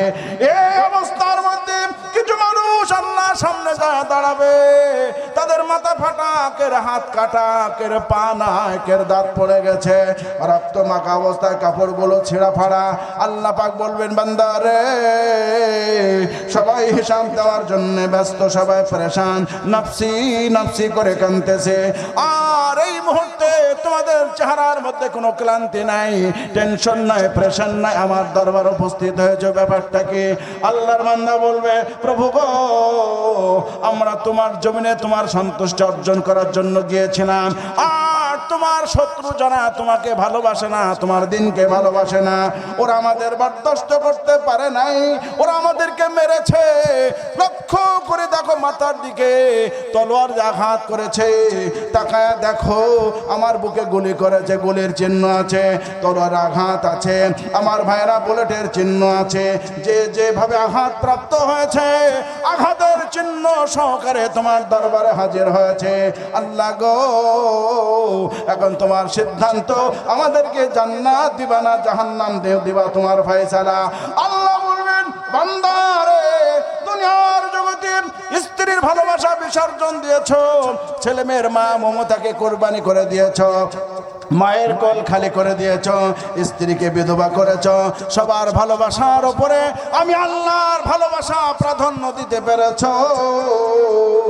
আমি আল্লাহকে এই একটু কাজ করতে পারি না, যা আমি তোদের হিসাব মওকুফ করে দিলাম, বিনা হিসাবে আমি তোদের জন্য জান্নাতের ফয়সালা করে দিলাম। চিৎকার করে বলুন আল্লাহু আকবার। আর জোরে কান আল্লাহু আকবার। মুসলমান ভাইরা রে আমার, নামাজ পড়লে সোজা বিনা হিসাবে জান্নাতে যাওয়া যাবে এমন কোন বর্ণনা কোরআন হাদিসের মধ্যে নাই। নামাজ পড়লে জান্নাতে যাওয়া যাবে, ঠিক আছে, রোজা রাখলে জান্নাতে যাওয়া যাবে, ঠিক আছে, তবে নামাজের মধ্যে ভুল হতে পারে, রোজার মধ্যে ভুল হতে পারে, হজ কবুল নাও হতে পারে। একটা মাত্র আমল বান্দা যদি আল্লাহর জমিনে আল্লাহর দিন প্রতিষ্ঠা করার জন্য নিজের বুকের তাজা রক্ত ঢেলে দিতে পারে, কিয়ামতের ময়দানে হিসাবের টেনশন নেই, বিনা হিসাবে আমার আল্লাহ জান্নাতের ফয়সালা করে দিবে। আর যখন আল্লাহু আকবার। এই কথা শোনার পরে একজন সাহাবী দাঁড়ায় গেল, নবী, আমি যদি এখন যুদ্ধের ময়দানে যাই আমার স্থান কোথায় হবে? সাহাবী বলছে, হুজুর, ইন কুতিলতা হাহুনা আইয়ু মাকানিন মা আনা, আইয়ু মাকানিন মা আনা। আমি এখন যদি ময়দানে যাই আর আমি যদি মারা যাই তাহলে আমার স্থান কোথায় হবে? নবী বলে, সাহাবী রে, তোর হিসাব হবে না, তুই জান্নাতে অবস্থান করবি। এ কথা বলার সঙ্গে সঙ্গে সাহাবীর হাতে ছিল খেজুর, খেজুর খাচ্ছিল, খেজুরটা টান দিয়ে ফেলে দিল, খেজুর খাইতে দেরি হয়ে যাবে, টান দিয়ে ফেলে দিয়ে ময়দানে চলে গেল। কয়েকজন কাফিরকে জাহান্নামে পাঠায় নিজেও শহীদ হয়ে গেল। আল্লাহ নবী বলে, সাহাবীরা রে, ও আমার সঙ্গে জান্নাতের বেচা কিনা করো এসেছে, ও হলো জান্নাতি, ও হলো জান্নাতি। চিৎকার করে বলুন সুবহানাল্লাহ। মুসলমান ভাইরা রে আমার, সাহাবায়ে কেরামের মধ্যে জান্নাতের প্রেরণা ছিল, নবী তাদের যুগে ছিল বলে নবীজি বলেছেন, জান্নাতের সুসংবাদ দিয়েছেন, আর ওরা যুদ্ধের ময়দানে চলে গেছে। একজন সাহাবীও ময়দান থেকে পলায়ন করে নাই আমার ভাইরা। এই জন্য সাহাবায়ে কেরামদের ব্যাপারে আমার রাসূল দুনিয়ার মধ্যেই জান্নাতের সুসংবাদ দিয়ে গেছেন। কথা কোন ঠিক না বেঠি? এই যুবকেরা কান লাগায় শোন, কথায় কথা মনে পড়ে যায়। উহুদের যুদ্ধ সামনে বদরে ঐতিহাসিক বিজয় হয়েছে মুসলমানদের, ঐতিহাসিক বিজয় হয়েছে। এই বিজয়টাকে ধরে রাখতে হবে। আর কাফেরদের লক্ষ্য হলো বদরে মার খেয়ে উহুদে প্রতিশোধ নিতে হবে। কতক্ষণ ঠিক না বেঠিক? মক্কার কাফেররা সংঘবদ্ধ হয়েছে, আশেপাশে যারা ইহুদি আছে তাদের সাথে ঐক্য হয়েছে। যেমন বর্তমানে বাংলাদেশে ইসলাম ওয়ালারা ইসলাম সংসদে নেওয়ার জন্য তারা ঐক্যবদ্ধ হচ্ছে, আর যারা ইসলাম চায় না ওরা ইসলাম ওয়ালাদের ঐক্য নষ্ট করার জন্য ষড়যন্ত্র করছে। আরো জোরে বলেন, করছে না করছে না? জানেন না জানেন না আপনারা? আরে বর্তমানে তো মিডিয়া হাতে হাতে, মোবাইল সবার হাতে আছে, কোটি কোটি টাকা বিনিয়োগ করছে ইসলাম ওয়ালাদের ঐক্য নষ্ট করে ইসলামকে বাংলাদেশ থেকে ধ্বংস করে দেওয়ার জন্য। কথা বলে ঠিক না বেটি আমার ভাইরা? পরিষ্কার করে বলি, তুমি যদি মুসলমান হয়ে থাকো, তুমি যে দল করো করো, তাতে আমার আপত্তি নাই। বাংলাদেশের নাগরিক হিসাবে আমার বিভিন্ন দল করার নাগরিক অধিকার আছে, কথা ঠিক না বেঠিক আমার ভাইরা? জোরে বলেন। কিন্তু একজন মুসলমান যে নিজে পরিচয় দেয় আমি মুসলিম, পরিচয় দিয়ে সে বলে আমি রাজনীতি করি না, আমি ইসলামী দল করি না, আমি রাজনীতি করি তবে অন্য দল করে, মুসলমান ইসলাম বাদে অন্য রাজনীতি করতে পারে? আরো জোরে বলুন, পারে? আচ্ছা আপনারা বলুন, আমি বলছি না, আপনারা বলেন। ইসলাম নামক এই যে মানে বৃক্ষটা, এই বৃক্ষটা দাঁড়িয়ে আছে দুইটা জিনিসের উপরে। কয়টা জিনিসের উপরে? সবাই বলেন বলেন বলেন, চিৎকার করে বলেন কয়টা? তারাকতু ফিকুম আমরাইন লাং তাদিল্লু মা তামাসসাকতুম বিহিমা কিতাবাল্লাহি ওয়া সুন্নাতা রাসূলি। একটা বৃক্ষের নাম হলো আল্লাহর কালাম, এই যে আমার সামনে আছে কিতাবুল্লাহ কোরআন শরীফ, আর একটা হলো রাসূলের সুন্নাহ, যেটা হাদিসের মধ্যে সীমাবদ্ধ মানে লিপিবদ্ধ, কথা ঠিক না ঠিক? তাহলে ইসলামের এই বৃক্ষটা দাঁড়িয়ে আছে কোরআন আর হাদিসের ওপরে। এখন যদি কেউ বলে আমি মুসলমান তবে কোরআন হাদিস মানি না, শরিয়া মানি না, ফতোয়া আপনারাই দেন, উনি কি আসলে মুসলমান আছে? এরকম কথা যে আমি বলি আমি কি মুসলমান থাকতে পারবো? সবাই কন না পারবো পারবো।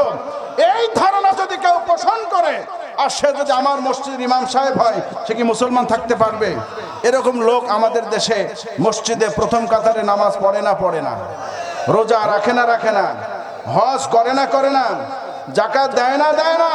বড় আশ্চর্য ব্যাপার হলো আমরা ইমানের ব্যাপারে, ইসলামের ব্যাপারে বড় উদাসীন। আমরা ইমান আর ইসলামটাকে বুঝতে চাই না। পৃথিবীর সব কিছু বুঝি, মানুষ তার মাথার মধ্যে এত আকল আল্লাহ দিয়েছেন, বিরাট বড় বড় কিছু আবিষ্কার করছে, মানুষ আবিষ্কার করছে, কিন্তু আমার নাজাত যেই আমলের পরে নির্ভর করছে, কিয়ামতে জান্নাত না জাহান্নাম যেই ইমানের উপরে আকীদার উপরে নির্ভর করছে, এই আকীদার ব্যাপারে মানুষ বড় উদাসীন, কথা ঠিক না ঠিক? আরো জোরে বলেন। সুতরাং ইমানের ক্ষেত্রে, ইসলামের ক্ষেত্রে কোনো ছাড় নাই, কারণ উলামায়ে কেরাম হলো নবীর ওয়ারিস। নবীজিকে প্রলোভন দেওয়া হয়েছিল, যদি তুমি এই দাবির থেকে রুজু করো, ফিরে আসো, তাহলে আমরা তোমাকে আরবের রাজা বানিয়ে দেব। সুবহানাল্লাহ বলবেন না? কি বানাবো? রাসূলকে এই প্রলোভন দিছে না দেয় নাই? সবাই বলেন দিছে না দেয় নাই? দিয়েছে, রাজা বানায় নেব, তুমি আমাদের রাজা হবে, তোমাকে সব থেকে বড় ধনী বানায় দেব, মোস্ট ধনী হবে তুমি আরবের, তোমার কাছে আরবের সমস্ত সুন্দরী মেয়ে উপস্থিত করে দেব।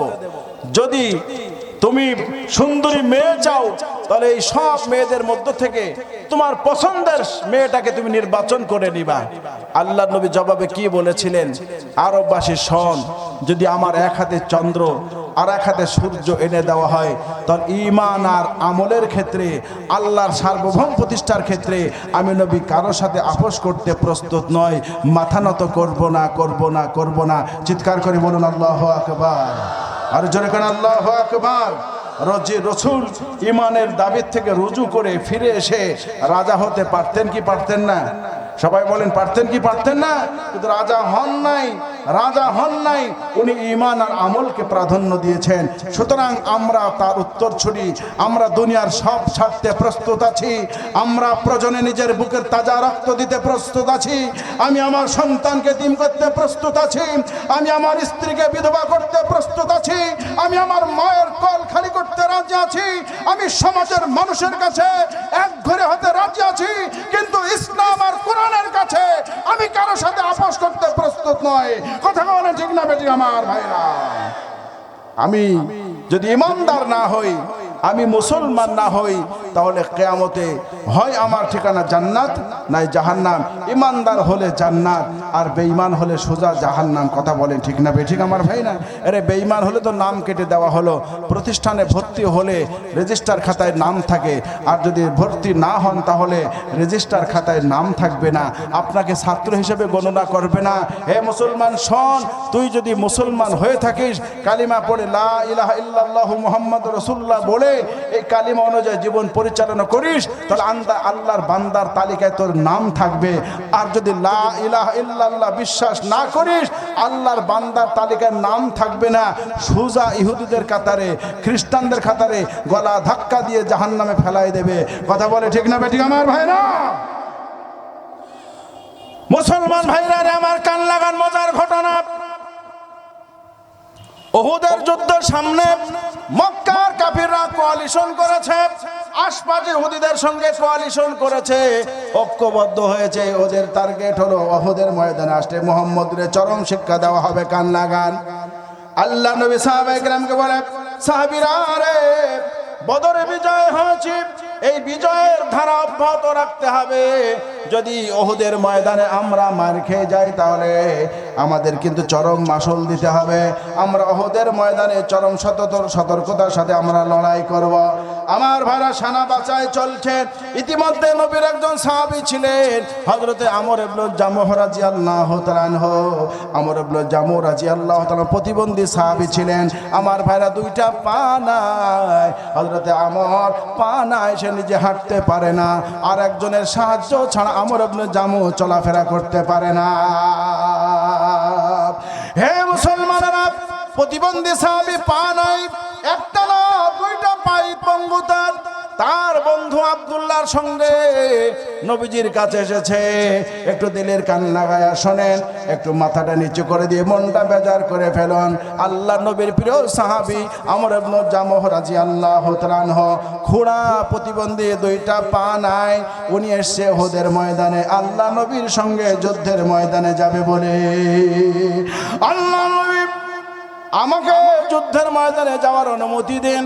আল্লাহর পয়গম্বর বলে, আমর রে, তুই কেমনে যাবি রে বাবা? তোর যে দুইটা পা নাই, হাঁটতে পারিস না। তোর হাঁটার জন্য আরেকজন ব্যক্তির সহযোগিতা প্রয়োজন, আর একজন ব্যক্তির সাহারা ছাড়া তুই হাঁটতে পারিস না। তোরে কেমনে ময়দানে যাইতে অনুমতি দিব? তোরে তোর নেওয়াই যাবে না, তুই নিজেও চলতে পারবি না। আমর ইবনে জামুহ বলেন, ইয়া রাসূলুল্লাহ, ইয়া হাবিবাল্লাহ, আমি জানি আপনি এই কথাটাই বলবেন, এই জন্য আমি আমার পক্ষ থেকে জবাব প্রস্তুত করে রেখে দিয়েছি। ও আল্লাহ নবী, আমি এটাও জানি আমার দুইটা পা নাই, আমি যুদ্ধের ময়দানে হাঁটতে পারবো না, চলতে পারবো না, লড়াই করার সুযোগ আমার নাই। ইয়া রাসূলুল্লাহ, আমি জানি আপনি এটাই বলবেন, তবে আমি এটাও জানি আমার দুইটা হাত ভালো আছে, আমি হাঁটতে না পারলেও ঘোড়ার পিঠে আমি সুন্দর করে বসে থাকতে পারি। আমার প্রাণের দাবি হলো, ও নবীজি, আপনি তো নিজের হাত দিয়ে আমাকে ঘোড়ার পিঠে বসায়া দেন। আপনি যদি আমাকে ঘোড়ার পিঠে বসায়া দেন, আমি ঘোড়ার পিঠে বসে বসে তীর ধনুকের মাধ্যমে আমি কাফেরদেরকে জাহান্নামে পাঠাইতে পারবো। ও আল্লাহর পয়গম্বর, আমার টার্গেট হলো শাহাদাত বরণ করা। আমি যদি দুই একজন কাফেরকে জাহান্নামে পাঠাইয়া শহীদ হতে পারে, আমি গর্বিত মায়ের গর্বিত সন্তান হয়ে যাব। ওগো নবীজি, আমাকে ফিরাইয়া দেবেন না। আল্লাহর নবীর সঙ্গে আমার ইবনে জামুহর কথোপকথন চলছে। ইতিমধ্যে তার দুইটা সন্তান এসে নবীজির সামনে হাজির হয়েছে। ওগো আল্লাহর পয়গম্বর, আপনি আমার বাবাকে অনুমতি দিবেন না, কারণ হলো আমার বাবা হাঁটতে পারে না, চলতে পারে না, তার দুইটা পা নাই, কেমনে যুদ্ধের ময়দানে যাবে? আর আমাদের পরিবারের একমাত্র অবলম্বন আমার বাবা। আমার বাবা যদি শহীদ হয়ে যায়, আমাদের মুরব্বী বলতে মাথার পরে কেউ থাকবে না। সন্তান নবীজির পায়ে হাত রেখে বলে, ওগো পয়গম্বর, আমার বাবারে যাইতে দিবেন না, আমার বাবার অনুমতি দিবেন না। আল্লাহর পয়গম্বর বলে, আমর রে, তোর সন্তান বাধা দেয়, তোর সন্তান আল্লাহর পথে যাওয়ার বাধা। আমর ইবনে জামুহ বলে, ইয়া রাসূলুল্লাহ, আমার কবরের হিসাব আমাকেই দিতে হবে। জাহান্নামে গেলে আমি জাহান্নামে যাব, আমার জাহান্নামের শাস্তি আমার সন্তানরা নেবে না। আমার কবরে যদি শাস্তি হয়, আমার সন্তান আমার শাস্তির ভাগ নেবে না। ও নবী, কবরের হিসাব আমার জাহান্নামে যাওয়ার শাস্তি আমার। আমি আমার কবরের রাস্তা পরিষ্কার করতে চাই। আপনি আমার সন্তানদের কথা শুনবেন না, মেহেরবানি করে উহুদের ময়দানে আমাকে যাওয়ার অনুমতি দিয়ে দেন। আল্লাহর পয়গম্বর আমর ইবনে জামুহ রাদিয়াল্লাহু তাআলা আনহুর দিলের তামান্না দেখে, জিহাদি জজবা দেখে যার পণ্যায় পাগল হয়ে গেল। নবী আমার চোখের পানি ধরে রাখতে পারে নাই, ধার ধার করে চোখের পানি ছেড়ে দিয়েছে। প্রতিবন্ধী সাহাবী লোলাপ পঙ্গু সাহাবীর জজবা দেখে নবী চোখের পানি ছেড়ে দিয়েছে। আল্লাহর পয়গম্বর বলে, সাহাবীরা রে তাকা দেখ, আমর কেমনে যুদ্ধে যাওয়ার জন্য পাগল হয়েছে। নবী অনুমতি দিয়ে দিলাম। হে মুসলমানেরা, নবী নিজের হাতে আমর ইবনুল জামুকে ঘোড়ার পিঠে বসায়া দিয়া আমার ভাইয়ের হাতে তীর ধনুক দিয়া ময়দানে পাঠায় দিল। লড়াই শুরু হয়ে গেল। লড়াই শুরু হয়ে যাওয়ার পরে আমর ইবনুল জামুহ রাদিয়াল্লাহু তাআলা আনহু অল্প সময়ের ভিতরে কয়েকজন কাফিরের বুকে তীরের আঘাত করে তাদেরকে জাহান্নামে পাঠায়া আমর ইবনুল জামুহ নিজেও শহীদ হয়ে গেছে। যুদ্ধ থেমে গেল। যুদ্ধ থেমে গেল, কাফেররা পলায়ন করলো। নবী আমার ডাক বলে, সাহাবীরা রে, উহুদের ময়দানে যারা শহীদ হয়ে গেছে ওদেরকে বিনা গোসলে কবর দিয়ে দাও। কারণ শহীদদের গোসল দেওয়া যায় না, শহীদদের পরনের কাপড় খোলা যায় না, শহীদরা যেই পোশাকে থাকে সেই পোশাকে দাফন করে দিতে হয়। ওই পোশাক নিয়ে আল্লাহর দরবারে হাজির হয়ে যাবে। চিৎকার করে বলুন মারহাবা, আরো জোরে কান্না মারহাবা। এই জন্য শহীদদের গোসল দেওয়া লাগে না। নবী বলে, শহীদদেরকে বিনা গোসলে কবর দিয়ে দাও, আর যারা আহত হয়েছে ওদেরকে আমার সামনে হাজির করো। হে মুসলমানেরা, আল্লাহর নবীর আহত সাহাবীদের ভিতরে অন্যতম সাহাবী ছিল আবু তালহা রাদিয়াল্লাহু তাআলা আনহু, যার বুকে 81টা তীরের আঘাত লেগেছিল। উহুদের যুদ্ধে বিশ্ব নবীকে বাঁচানোর জন্য হযরত আবু দাজানা রাদিয়াল্লাহু তাআলা আনহু নজের মাথার উপরে হাত প্রসারিত করে দাঁড়ায় ছিল। টার্গেট সামনের তীর হাত দিয়ে ঠেকাবে, পিছনের তীর পা দিয়ে ঠেকাবে। হযরত আবু দাজানা কখন যে মনের অজান্তে শহীদ হয়ে গেছে হযরত আবু দাজানা নিজেও টের করে নাই, নবীজিও টের পায় নাই। যুদ্ধ থেমে যাওয়ার পরে সাহাবীরা রে, আবু দাজানাকে আমার মাথার উপর থেকে নামায় দেয়। আবু দাজানা কেন নামে না? সাহাবীরা বলে, হুজুর, আবু দাজানা আপনাকে রক্ষা করার জন্য আপনার মাথার উপরে হাত প্রসারিত করে দাঁড়ায় ছিল। ও নবী, সে শহীদ হয়ে গেছে। আল্লাহ নবী বলে, সাহাবীরা রে, আবু দুজানাকে নামায় লিয়ায়। আবু দুজানাকে নামানো হলো। নবীর মাথাটা, আবু দুজানার মাথা নবীর কোলের পরে রাখলো। আল্লাহর পয়গম্বর আবু দুজানার কপালে চুম্বন করে বলে, আল্লাহ, আবু দুজানা আমার জন্য তার জীবন দিয়ে দিয়েছে, আমি রাসূল খুশি হয়ে গেছি। আল্লাহ, তুমি তার জন্য জান্নাতের ফয়সালা করে দাও। চিৎকার করে হযরত ওমর কেঁদে দিলেন, আজকে এই জায়গায় আবু দুজানা না হয়ে আমি ওমর যদি থাকতাম, আমার মাথাটা রাসূলের কোলের পরে থাকতো, নবীর মুখের লালা আমার কপালে লেগে যেত। আবু দুজানা বড় সৌভাগ্যবান, আবু দুজানা বড় সৌভাগ্যবান। নবীর কোলে মাথা দেওয়ার সুযোগ হয়েছে। শাহাদাতের সুবাদে নবীজি তার কপালে চুম্বন করেছে, নবীর ঠোঁট তার কপালে লেগেছে, নবীর মুখের লালা আবু দুজানার মুখে লেগেছে। যেই জায়গায় নবীর মুখের লালা লাগে ওই জায়গায় জাহান্নামের আগুন স্পর্শ করতে পারে না, পারে না। চিৎকার করে বলুন নারায়ে তাকবীর। আমার মুসলমান ভাইরা, সবার লাশ হাজির হলো, কিন্তু হয় যে পঙ্গু সাহাবী আমর ইবনুল জামুহ, তার লাশ পাওয়া যায় না। খুঁজতেছে, খুঁজতে খুঁজতে উহুদ পাহাড়ের সীমানায় যে পাওয়া গেছে। আল্লাহর নবী আমর ইবনুল জামুহকে আনতে বললেন। আমর ইবনুল জামুর জন্য নবী কেঁদেছেন। আমর ইবনুল জামু আসলো, এরপরে তার সাথে ছিল আব্দুল্লাহ। রাসূল বলে, আমর এসেছে, তার ভাই আব্দুল্লাহ কই? আব্দুল্লাহরে খুঁজে পাওয়া যায় না, আব্দুল্লাহরে খুঁজে পাওয়া যায় না। খুঁজতে খুঁজতে উহুদ পাহাড়ের অদূরে আব্দুল্লাহরে পাওয়া গেছে। আব্দুল্লাহরে পাওয়া যাওয়ার পরে বিভৎস অবস্থা। আব্দুল্লাহ শহীদ হয়েছে বটে, কিন্তু নরদম কাফেররা আব্দুল্লাহর লাশটাকে কেটে কেটে টুকরা টুকরা করে ফেলেছে। আব্দুল্লাহ দুইটা হাত আলাদা, দুইটা পা আলাদা, মাথাটা শরীর থেকে আলাদা করে ফেলেছে, বডিটাকে টুকরা টুকরা করেছে, কয়েক খণ্ড করেছে। সাহাবায়ে কেরাম রাসূলের দরবারে এসে কান্দের বলে, হুজুর, আব্দুল্লাহর লাশটা হাজির করার মতো না পরিস্থিতি নাই। কাফের বেঈমানেরা হযরতে আব্দুল্লাহর লাশটাকে টুকরা টুকরা করেছে। হে মুসলমানেরা, বিশ্ব নবী রহমতে আলম দয়ার নবী, নিজের গায়ে আঘাত সহ্য করা যায়, তুই আমারে গালি দে সহ্য করবো, কিন্তু আমার মা বাপরে টানবি না, মাথা গরম হয়ে যাবে। কথা ঠিক না বেঠি?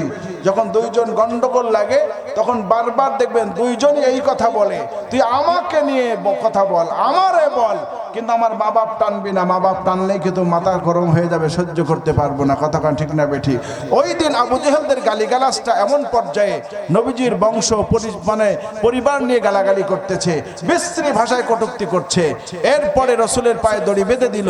দড়ি বেঁধে দুষ্টু ছেলেদেরকে বলল, তোরা যা মোহাম্মদরে টেনে নিয়ে বেড়ায়। দোস্ত, আমি মক্কায় গিয়েছি, এখন তো মক্কা টাইস ফিটিং এলাকা, সব জায়গা টাইস, সুন্দর রাস্তা।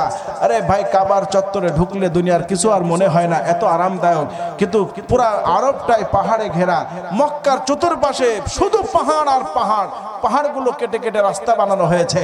মক্কার আশপাশে যে সমস্ত বিল্ডিংগুলো আছে, এই সব বিল্ডিংগুলো আপনার পাহাড় কেটে কেটে বানানো হয়েছে। এই যে জাবালে হিলটন টাওয়ার 30 তলা, পাহাড় কেটে বানানো। জমজম টাওয়ার 138 তলা, পাহাড় কেটে বানানো। জাবালে ওমর, ওই জায়গাটা ওমরের জমি, বিশাল পাহাড়, বিশাল বিল্ডিং। মোহতারাম হাজিরিন, হরিহরনগর গ্রামের এই মাথা তো মাথা হবে এত বড় বিল্ডিং। এই বিরাট বিরাট বিল্ডিংগুলো পাহাড় কেটে কেটে বানানো হয়েছে। চিৎকার করে বলবেন না সুবহানাল্লাহ? তাহলে পাহাড় ঘেরা এলাকা, পাহাড়ীয় অঞ্চল, সেখানে যদি পা ধরে টান দেয়, বলুন তো দেখি কার ওর গায়ের গোশত কি থাকবে? সবাই বলেন থাকবে? মুসলমান নবীজির পা ধরে টানতেছে আর অট্ট হাসি হাসছে, আর মুবারক শরীর থেকে চামড়াগুলো ছিঁড়ে যাচ্ছে, নবীর গায়ের রক্তে পাথর লাল হচ্ছে, আর নবী চিৎকার করছে। নবী যত চিৎকার করছে, ওই নরদম পশু, ডাস্টবিনের ময়লা, জাহান্নামের কীট, আবু জেহেল, আবু লাহাব, ওরা অট্ট হাসি হাসতেছে। নবী যত কষ্ট পায়, ওরা তত আনন্দিত হয়। এরপরে নিয়ে আসলো কাবার চত্বরে। নবী আবার হাত মুখ ধৌত করে, ওযু করে আবার নামাজে দাঁড়িয়েছে। যখন সিজদায় গেছে, কোত্থেকে উহুদের এই মানে ভুড়িটা নিয়ে এসছে কে জানে, বিরাট বড় একটা উটের ভুড়ি নবীজির মাথায় চাপায় দিয়েছে। নবীজির দম বন্ধ হয়ে যাওয়ার উপক্রম, জিহ্বা বের হয়ে গেছে, মাথা উঠাইতে পারে না। নবী মৃত্যু প্রায় মানে মৃত্যুর দ্বার প্রান্তে চলে গেছে। এই মুহূর্তে হযরতে ফাতেমা তো জোহরা, তিনি এখনো ম্যাচুরড হয় নাই। হযরতে ফাতেমা এসেছে কাবার চত্বরে খেলা করার জন্য। মোহতারাম হাজিরিন, এসে দেখে তার বাবা সিজদায় পড়ে আছে, আর তার মাথার উপর উটের ভুড়ি চাপায় দিয়েছে। হযরতে ফাতেমা অনেক কষ্ট করে মাথা থেকে ভুড়িটা নামাইছেন। নবী সিজদা থেকে মাথা উঠাইলেন। দোস্ত, নবীজির চেহারা লাল বর্ণ হয়ে গেছে, চোখ দুটো মোটা মোটা হয়ে গেছে। হযরতে ফাতেমা বাবার গলা জড়ায় ধরে ফেল করে কেঁদে দিয়ে বলে, বাবা, তুমি না নবী, তুমি না মুস্তাজাবুদ দাওয়া, তোমার আল্লাহ না বলেছে তুমি যা চাইবা তাই আল্লাহ পূরণ করবে? তুমি চাইতে দেরি, তোমার আল্লাহ তো দিতে একবারও দেরি করে না। তুমি তো এমন নবী, তুমি একবার হাত তুলবা, সঙ্গে সঙ্গে দোয়া কবুল। বাবা, তোমার এত কষ্ট দেয় এরা, তুমি একবার এদের জন্য বদদোয়া করো। হযরতে ফাতেমার আবদার, একবার বদদোয়া করে দাও। আল্লাহ নবী হাত তুলে দিলেন। হাত তুলে 20 জন ব্যক্তির নাম ধরে ধরে ওই দিন রাসূল বদদোয়া করেছিলেন। হযরতে ফাতেমা তো জোহরা বলে, আমি যেই 20 জন ব্যক্তির নাম ধরে আমার বাবাকে বদদোয়া করতে দেখেছি, ওই 20 জন ব্যক্তিকেই আমি বদরের যুদ্ধে বদরের নোংরা কূপের মধ্যে পড়ে থাকতে দেখেছি। সবাই বলেন না সুবহানাল্লাহ? চিৎকার করে বলুন আল্লাহু আকবার। হযরতে ফাতেমা বলেছেন বদদোয়া করতে, নবী বদদোয়া করেছেন। যেই 20 জন লোকের নাম ধরে বদদোয়া করেছিলেন, ওই 20 জন ব্যক্তিকেই বদর কূপে পড়ে থাকতে দেখেছেন। বদরের বিজয়ে বেশে যখন রাসূল ফিরে আসছে, ওই কূপের পাশে দাঁড়ায়া আল্লাহ নবী ওই 20 জন নেতার নাম ধরে ধরে ডাকছিল, হে অমুক ইবনে অমুক, হে অমুক ইবনে অমুক, আজকে যদি তোমরা আমার অনুসরণ করতে, আল্লাহর ওয়াহদানিয়তকে মেনে নিতে, আজকে তোমরা এই নোংরা আবর্জনা যুক্ত কূপের মধ্যে পড়ে থাকতে না। আল্লাহ নবী সাহাবী হযরতে ওমর বলছেন, ইয়া রাসূলুল্লাহ, আপনি কাদের সাথে কথা বলছেন? ওরা তো মারা গেছে। নবীজি বলে, ওমর, না, তুমি ওদের থেকে বেশি ভালো শোনো না। তুমি যেমন শোনো, ওরাও তোমার মতোই শোনে, তবে ব্যবধান হলো তুমি জবাব দিতে পারো আর ওরা জবাব দিতে পারে না। এর দ্বারা কি বোঝা যায়? মানুষ যখন মরে যায়, ও আওয়াজ শোনে, ও আওয়াজ, বলেন না, ও আওয়াজ শোনে, কিন্তু সে জবাব দিতে পারে না। আপনার থেকে ওদেরকে বিচ্ছিন্ন করার জন্য আত্মাটা কিছু সময় বের করে আপনার থেকে আলাদা করে নিয়ে যায়। কোনো মানুষ মরে না, এই জন্য মৃত্যুর পরে হিসাব দিতে হবে, এটা ইসলাম শিক্ষা দিয়েছে। আমরা বিশ্বাস করি মরার পরে হিসাব দেওয়া লাগবে না লাগবে না? আওয়াজ করে বলে, হিসাব দেওয়া লাগবে না লাগবে না? মরার পরে হিসাব দেওয়া লাগবে না বিশ্বাস করেন? কে হাত তোলেন? এই কয়জন বিশ্বাস করে হিসাব দেওয়া লাগবে না? হ্যাঁ, ও ভুল করে হাত তুলেছে। তাহলে এর দ্বারা আর একটা জিনিস প্রমাণিত হয়েছে, মনোযোগ এখানে নাই। কথা কান ঠিক না বেঠিক? আরো জোরে বলে ঠিক না বেঠিক? এদিক মনোযোগ আমার দিকে। যদি আলোচনার প্রতি মনোযোগ না থাকে আলোচনা মজাও লাগে না। কথা বলেন ঠিক না বেঠিক? মনোযোগ এদিকে। যদি বক্তা খারাপও হয়, যদি মনোযোগ আর মহব্বত দিয়ে আলোচনা শোনে, সে আলোচনা ভালো লাগে। কথা কান ঠিক? যদি দিনের জন্য আমার বাংলাদেশে ওলামায়ে কেরাম আপনাদের কাছে আবদার জানাই, আপনার জান দিতে হবে, মাল দিতে হবে। প্রস্তুত আছেন আপনারা? কে কে রাজি? হাত তুলে দেখান তো। নারায়ে তাকবীর। দোহাত উঁচু করেন। নারায়ে তাকবীর। নামান। একটা কথা মনে পড়ে গেল, বলবো বলবো বলবো হুজুর ওয়াজ করতেছে, শ্রোতারা কাঁদতেছে। একজন শ্রোতা খুব কাঁদতেছে, মানে ওর কান্না মোটে থামতেছেই না। লোকজন ধরে নিয়ে আসছে, হুজুর একটু দোয়া করে দেন। হুজুর, ওর মোটে কান্না থামতেছেই না। হুজুর আসছে, ওর মাথায় হাত বোলাই দিয়েছে, বাবা তুই কান্দিস না, আল্লাহ তোর মাফ করে দিয়েছে, আল্লাহ তোরে মাফ করে দিয়েছে। কই হুজুর মাফ করে দিয়েছে আল্লাহ? আমার তো বিশ্বাস হয় না আল্লাহ মাফ করে দেবে। আমি এত পাপ করেছি, আমার পাপের খবর তো আমি জানি, আপনি তা জানেন না। এই জন্য আমি টেনশন করছি, কাঁদতেছি। আজকে যদি মাফ না চাইতে পারি তাহলে আমার মনে আর বাপের কোনো সুযোগ নাই। হুজুর বলছ না, তোর কান্না দেখে আল্লাহ সহ্য করতে পারে নাই, আল্লাহ তোরে মাফ করতে, তোর আর কান্নার দরকার নাই। হুজুর একটু মাথায় হাত বোলাই দেন। হুজুর ওরে মাথায় হাত বোলাই দিয়েছে, বুকের সাথে জড়াই নিয়ে কাছে, হ্যাঁ আল্লাহ তোরে মাফ করে দিস, আর কান্নার দরকার নেই। ও এখন একটু কান্না থামাইছে, চিন্তা কর, যাক বাঁচা গেল। একদিন যত পাপ করেছি, অন্তত আজকের ওয়াজে কিছু হোক আর না, অন্তত গুনাহ তো মাফ হয়েছে। এখন সামনে তো যা করবো আবার নতুন করে শুরু হবে। কথা কা সামনে যা করবো নতুন করে আবার, আজকে তো মাফ পেয়ে গেলাম, এখন যাচ্ছে হুজুর মাফ করে দিয়েছে, আল্লাহ মাফ করে দিয়ে হুজুর বলেছে, যেহেতু ওর বিশ্বাস হয়ে গেছে, এখন ওর বাড়ি যাওয়ার পথে একটা স্টেশন বাদে আর কি, ওই স্টেশনের ধার দিয়ে যেতে হয়। তো ওই স্টেশনের ধার দিয়ে যাচ্ছে, আর চিন্তা করছে জীবনে কত ছাগল চুরি করে খালাম, কত ডাকাতি করলাম, কত গোয়াল গেলা গোয়ালে ঢুকলাম, আর গরু খুলে নিয়ে আসলাম, আকাম কখন তো কম করি না। আর হুজুর এত ভালো, হুজুর এত সহজে মাফ করে দিলে, যে আল্লাহ মাফ করে দিয়েছে। এই পাপের কথা চিন্তা করছে, করতে করতে দেখা হঠাৎ করে একটা খাসি ছাগল সামনে পড়ে আসছে, সামনে রয়েছে, ঘুরিয়ে বেড়াচ্ছে। অনেক এলাকায় আছে না, রাত্রে ছাগল বাঁধে না, ছাগল উঠোনে ঘুরিয়ে বেড়ায়, খামারে ঘুরিয়ে বেড়ায়, যেরকম আছে না নাই? সবাই কথা কয় না, আছে না নাই? স্টেশনেও থাকে অনেক সময় ছাগল। তো স্টেশনের প্ল্যাটফর্মে ঘুরিয়ে বেড়াচ্ছে, তো আর লোভ সামলাতে পারে নাই। চিন্তা করছে হুজুর তো দোয়া করেছে, মাফ হয়েই গিয়েছে, তে ছাগল ঘুরিয়ে বেড়াচ্ছে, কখন কোন শিয়ালে টের পেয়ে যায়, আর খাবল দিয়ে ধরে নিয়ে গেল, শিয়ালের পেটে যাবে না। ও শিয়ালে না খাই, অন্তত আমি খাই। ও যাইয়ে ছাগলটা কোলে তুলে নিয়েছে। চিন্তা করছে একটা ছাগলতে আমি একা খেয়েই পারবো না, আমার বন্ধু সঙ্গ ভঙ্গ যারা, ওদেরকে নেওয়ার দরকার। খবর দিয়েছে, বন্ধু যা আছে ওদের নিয়ে আসছে, নিয়ে এসে ছাগল জবাই করেছে। ছাগল জবাই করে রান্না বাড়া কমপ্লিট। একজন বন্ধু বলছে, এই জীবনে পাপ তো কম করিস নাই, তো অন্তত এই যে চোরাই ছাগলের গোশত, ওই হুজুর দোয়া করিস তো তোর গুনাহ মাফ হয়ে গেছে। অন্তত এই চোরাই ছাগলের গোশত খাওয়ার সময় একটা হুজুর সাথে করে খালি, অন্তত ওই হুজুর যদি দোয়া করে দেয়, এটাও মাফ হয়ে যাবে। এক কাজ কর, আমরা আর একা একা খাচ্ছি না, আমাদের মসজিদের ইমাম সাহেব গরিব মানুষ, ভালো মন্দ খাতে পারে না, তো আমাদের হুজুরের দাওয়াত করে নিয়ে আয়, যা হুজুরে ডেকে নিয়ে আয়। এখন ছাগল চুরি করছে কোন সময়? এটা কথা কয় না, রাত্রে। কথা কয় না কেন? ছাগল চুরি করছে কোন সময়? রাত্রি। জবাই করছে রাত্রি। ইমাম সাহেবের মসজিদের পাশেই কোয়ার্টার, বাসা। ইমাম সাহেবের জন্য আর আলাদা তো বউটো নেই, ও বাড়ি যাওয়া লাগে না। হুজুর হুজুর ওঠেন, হুজুর উঠছে, কি ব্যাপার রাত করিয়ে তোমরা? তো হুজুর আপনারা দাওয়াত করতে আসলাম, আমরা একটু ভালো মন্দ খাবো, আপনি তো আমাদের ইমাম, আমাদের মাঝেই থাকেন, আপনি বাড়ি যান না, ওই 1 মাস 2 মাস 3 মাস পরে বাড়ি যান, কখন ভালো মন্দ দেয় ভাবি, অন্তত আমাদের পাশে থাকেন, আমরা আপনার থুয়ে খাই কি করে, একটু চলে যায়, আপনার নিয়ে একটু খাবো।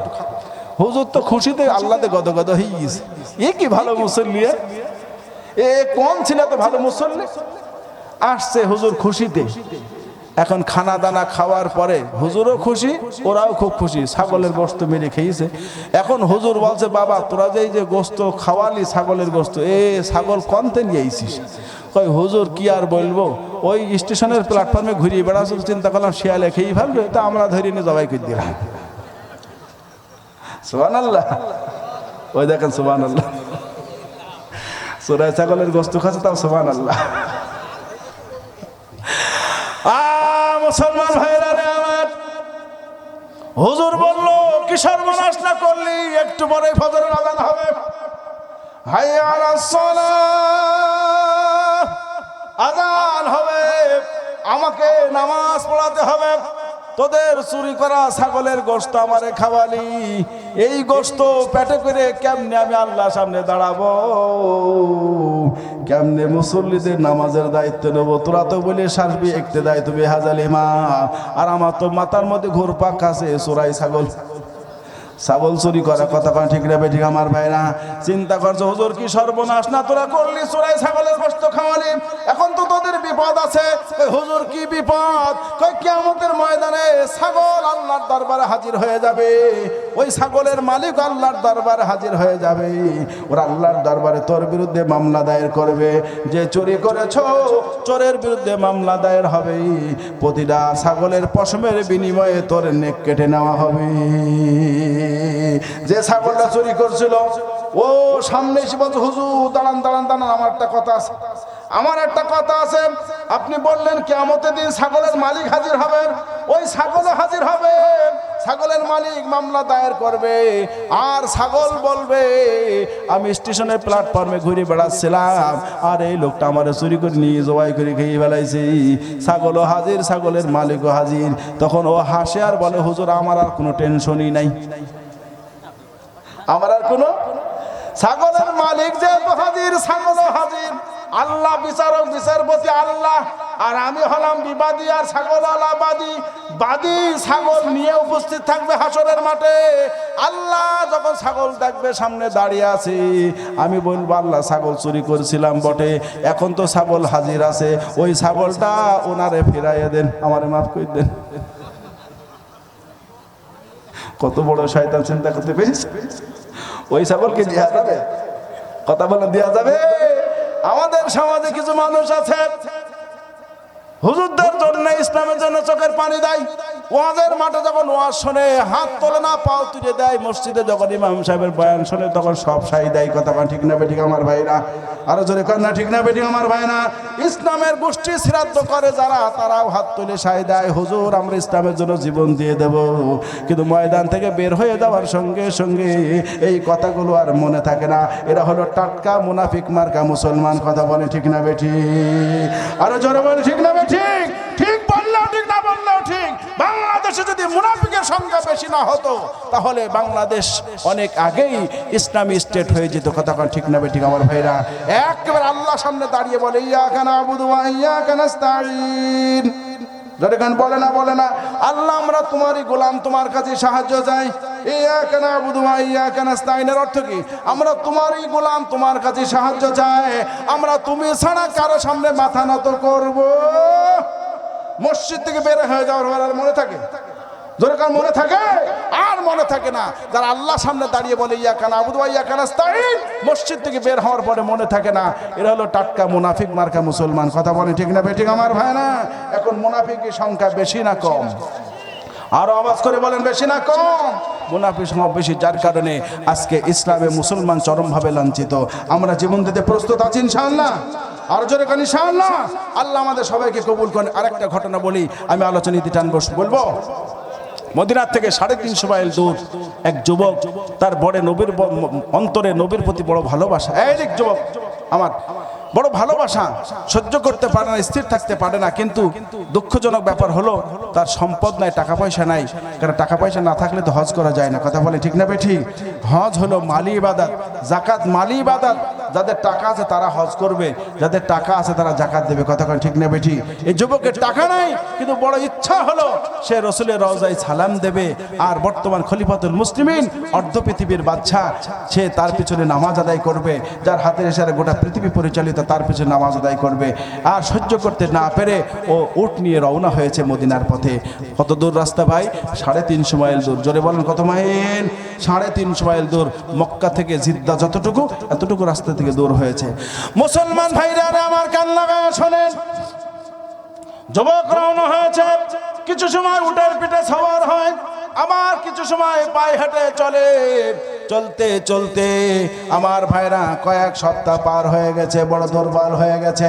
ওর কাছে যে খাবার দাবার ছিল, খাবার দাবার গুলো প্রায় শেষ হবার পথে আমার ভাইরা যে উটটা নিয়ে রওনা হয়েছিল, দীর্ঘ পথ জার্নি করার কারণে উটটাও দুর্বল হয়ে গেছে। চিন্তা করছে উটটা যদি দুর্বল হয়ে যায় আমি কার পিঠে সওয়ার হব, অন্তত উটটাকে বিশ্রাম দেওয়ার দরকার। আল্লাহর পাগল নবীর পাগল আমার ভাইরা মদিনার উপকূলে পৌঁছানোর পরে উটটাকে ছোট্ট একটা খেজুর গাছের সঙ্গে বেঁধে রেখে একটা খেজুর বাগানের ভিতরে যুবক ও একটা পাথরকে বালিশ বানায় শুয়ে পড়েছে। দীর্ঘ রাস্তা জার্নি করে আসতেছে, শরীরটা দুর্বল, কখন যে তার চোখে ঘুম এসে গেছে আল্লাহর বান্দা টের করতে পারে নাই। কিন্তু মাঝখানে উটটা দৌড়ে ছিঁড়ে যেই খেজুর বাগানের মধ্যে বাগান ছিল, ওই খেজুর গাছগুলো ছোট ছোট দুর্বল, আমার বেলা সবে পাত্র নাগানো হয়েছে। উটটা পুরা খেজুর বাগানের মধ্যে ঘুরে ঘুরে খেজুরের গাছগুলো নষ্ট করে ফেলেছে, কিছু কিছু খেজুরের পাতা খেয়ে ফেলেছেন। যেহেতু দুর্বল ক্ষুধার্ত উট খেজুরের পাতা চাপিয়ে চাপিয়ে খেয়েছে আর খেজুর গাছ উপড়ায় ফেলেছে। আমার ভাইরা এক কথায় বলতে গেলে খেজুর বাগানটাকে এসে নষ্ট করে ফেলেছে। আমার মুসলমান ভাইরা সন্ধ্যার আগে বাগানের মালিক আসছে খেজুর বাগান দেখার জন্য। বন্ধুরা আমার খেজুর বাগান দেখতে এসে দেখে তার বাগানের ভিতরে একটা উট ঘুরে বেড়াচ্ছে, কিন্তু তার খেজুর গাছ নষ্ট হয়ে করে ফেলাইছে। এই যে গাছ নষ্ট করেছে ওদের মাথায় হাত। মদিনার মানুষ যারা তাদের একমাত্র উপার্জনের পদ্ধতি হলো খেজুর বাগান, খেজুর গাছ ছাড়া অন্য কোনো চাষ হয় না। তেল আছে, স্বর্ণ আছে, জমিতে যেই চাষ হয় এর মধ্যে তাদের খেজুরের চাষ ছাড়া, খেজুর গাছ ছাড়া কোনো চাষ নাই। তার বাগানটাই নষ্ট করে ফেলেছে। মুরব্বির মাথায় হাত, রাগ সহ্য করতে না পেরে একটা পাথর উঠায়া উটটার দিকে আঘাত করছে। পাথরটা যে লাগছে উটের মাথায়, উটটা জমিনে পড়ে গেল, পড়াও সারা মরাও সারা। মুরব্বি কিং করতো বিমূঢ় হয়ে গেল। আমি তো পাথরটা নিয়ে আঘাত করেছিলাম উটটা মারার জন্য নয়, আমার টার্গেট হলো উটটাকে বাগানের ভেতর থেকে বের করে দেওয়া। কিন্তু আঘাত করলাম কিভাবে লাগলো, উটটা মরে গেলাম। কিছুক্ষণ পরে যুবকের ঘুম ভেঙে গেছে, লক্ষ্য করে দেখে তার পাশেই উটটা বাঁধা ছিল, উটটা নাই। লোকটা উঠে চোখ মুখ মুছে তাকায়া দেখে তার উটটা মাটিতে পড়ে আছে, উটটা মরে গেছে। পাশেই একজন বয়বৃদ্ধ মুরব্বী দাঁড়িয়ে আছে। জিজ্ঞাসা করে, চাচা আমার উটটাকে কে মারলো? মুরব্বী বলে, বাবা আমি মেরেছি, তবে আমার মারার ইচ্ছা ছিল না, আমি একটা ছোট্ট পাথর দিয়ে আঘাত করেছি না, ওই সামান্য আঘাতের কারণে তোমার উটটা মরে গেছে, আমার মারার ইচ্ছা নাই, আমি ইচ্ছা করে তোমার উটটা মারি নাই। যুবক রাগ কন্ট্রোল করতে পারে নাই, চিৎকার করে বলে, মুরব্বী আমার জীবনের একমাত্র অবলম্বন হলো এই উট। উটটা আমি শহরের কাজে ব্যয় করি, ব্যবসা বাণিজ্য অনেক উপকার আসে, আর আমার উটটাকে তুমি মেরে ফেলে দিলে, তুমি আমার অবলম্বন নষ্ট করে দিয়েছ, আমার জীবন জীবিকার যে একমাত্র অবলম্বন সেটা নষ্ট করে দিয়েছ। যুবক একটা ছোট্ট পাথর নিয়ে রাগ কন্ট্রোল করতে না পেরে মুরব্বীর দিকে আঘাত করলো। ওই পাথরটাও মুরব্বীর মাথায় লাগলো, মুরব্বী পড়ে যেই সঙ্গে সঙ্গে মারা গেল। আমার মুসলমান ভাইরা, কলিজা টুকরা সন্তানরা দিলের কান লাগায়া শোন, যখন মুরব্বী পড়ে মারা গেল যুবক কিং করতো বিমূঢ় হয়ে গেছে। কি করলাম কি করলাম, আমি তো এসেছিলাম নবীজির রওজায় দাঁড়ায়া সালাম দেব। খলিফাতুল মুসলিমিন অর্ধ জাহানের বাদশা হযরত ওমর ইবনুল খাত্তাব রাদিয়াল্লাহু তাআলা আনহুর পিছনে আমি নামাজ পড়ব। সবথেকে বড় পাওয়া হলো নবীর রওজার পাশে দাঁড়ায়া সালাম দেওয়া। কিন্তু আমি সালাম দিতে এসে আমি পাপের সাম্রাজ্যে ডুবে গেলাম, একজন খুনি হয়ে গেলাম। এই মুরব্বী আমার হাতে শহীদ হয়েছে, আমার হাতের আঘাতে মারা গেছে, নিশ্চিত আমি একজন খুনি। যুবক দাঁড়িয়ে আছে। আমার ভাইয়েরা, সন্ধ্যা পার হয়ে গেল, খেজুর বাগানের মালিক তো মরা। সন্তানরা চিন্তা করছে, আমার বাবা গেল বাগান দেখতে, কেন বাগান এখন তো ফিরে আসে না। ছেলেরা সন্ধ্যার পরে আসছে বাগানের ভিতরে, এসে দেখে একজন যুবক দাঁড়িয়ে আছে, আর তার সামনে তার বাবার লাশ পড়ে আছে, আর একটু দূরেই তার মরা উটটা পড়ে আছে। যুবকরা বলতেছে, এই যুবক বল আমার বাবাকে কে মেরেছে? যুবক হাত তুলে বলে, ভাই আমি মেরেছি, তবে আমার মারার ইচ্ছা ছিল না, তোমার বাবা আমার উটটা মেরেছে, তোমার বাবার উটের মারার ইচ্ছা ছিল না, আঘাত লেগে মারা গিয়েছে। আমিও তোমার বাবাকে মারতে চাই নাই, আমি রাগ কন্ট্রোল করতে পারি নাই, উনি আমার উটটা মেরেছে আমার একমাত্র অবলম্বন, আমি রাগ চেক দিতে পারি না, একটা আঘাত করেছি ছোট্ট পাথর দিয়ে, ওই সামান্য আঘাতেই তোমার বাবা মারা গিয়েছে। তবে আমি পালিয়ে যাই নাই, আমি অবশ্যই ছোট হোক আর বড় হোক আমার আঘাতেই মরেছে। আমি এখন খুনি, আমি বিচার চাই, আমি বিচার ছাড়া দুনিয়াতে বিদায় হতে চাই না। বলো কোথায় যেতে হবে, আমাকে সেখানে নিয়ে চলো, আমি বিচার নিয়ে আমি ফাঁসির আসামি হয়ে মরতে চাই।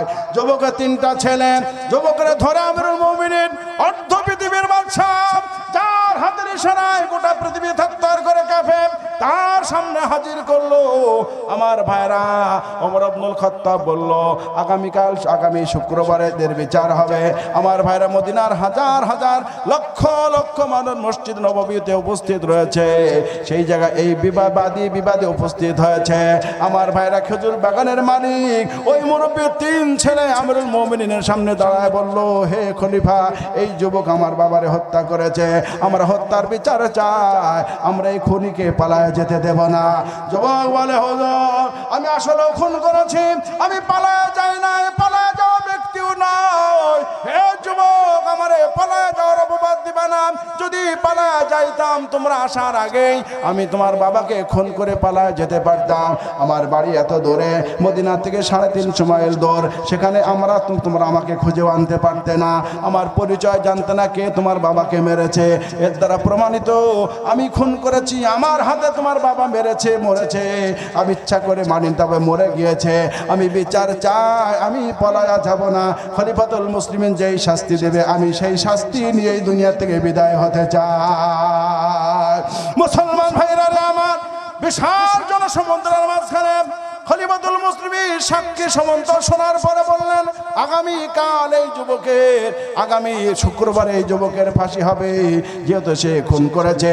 ইসলাম বলেছে খুনের বদলা খুন, কেউ যদি কার চোখ তুলে নেয় তাহলে যে চোখ তুলে নিয়েছে তার চোখ তুলে নিতে হবে। যদি কেউ কারো হাত কেটে দেয়, ইসলাম বলছে প্রতিশোধে তার হাত কেটে নিতে হবে। কুতিবা আলাইকুমুল কিসাস ওয়া হুয়া কুরহুন লাকুম, যদিও তোমাদের কাছে খারাপ লাগে, একবার ইসলামের কিসাস বিধান যদি প্রতিষ্ঠা হয়ে যায়, এই সমাজে খুন বন্ধ হয়ে যাবে, জিনা ধর্ষণ বন্ধ হয়ে যাবে। একবার চোরের হাত কেটে দিলে আর কেউ কলমের খোসায় কোটি কোটি টাকা বাংলাদেশ থেকে বিদেশে পাচার করবে না। আর জোরে বলে ঠিক না ভাই? আমার ভাইরা, আমার মুসলমান ভাইরা রে আমার, আগামী শুক্রবারে ফাঁসি হবে জুম্মার নামাজের পরে। তবে যুবক বলছে, আমিরুল মুমিনিন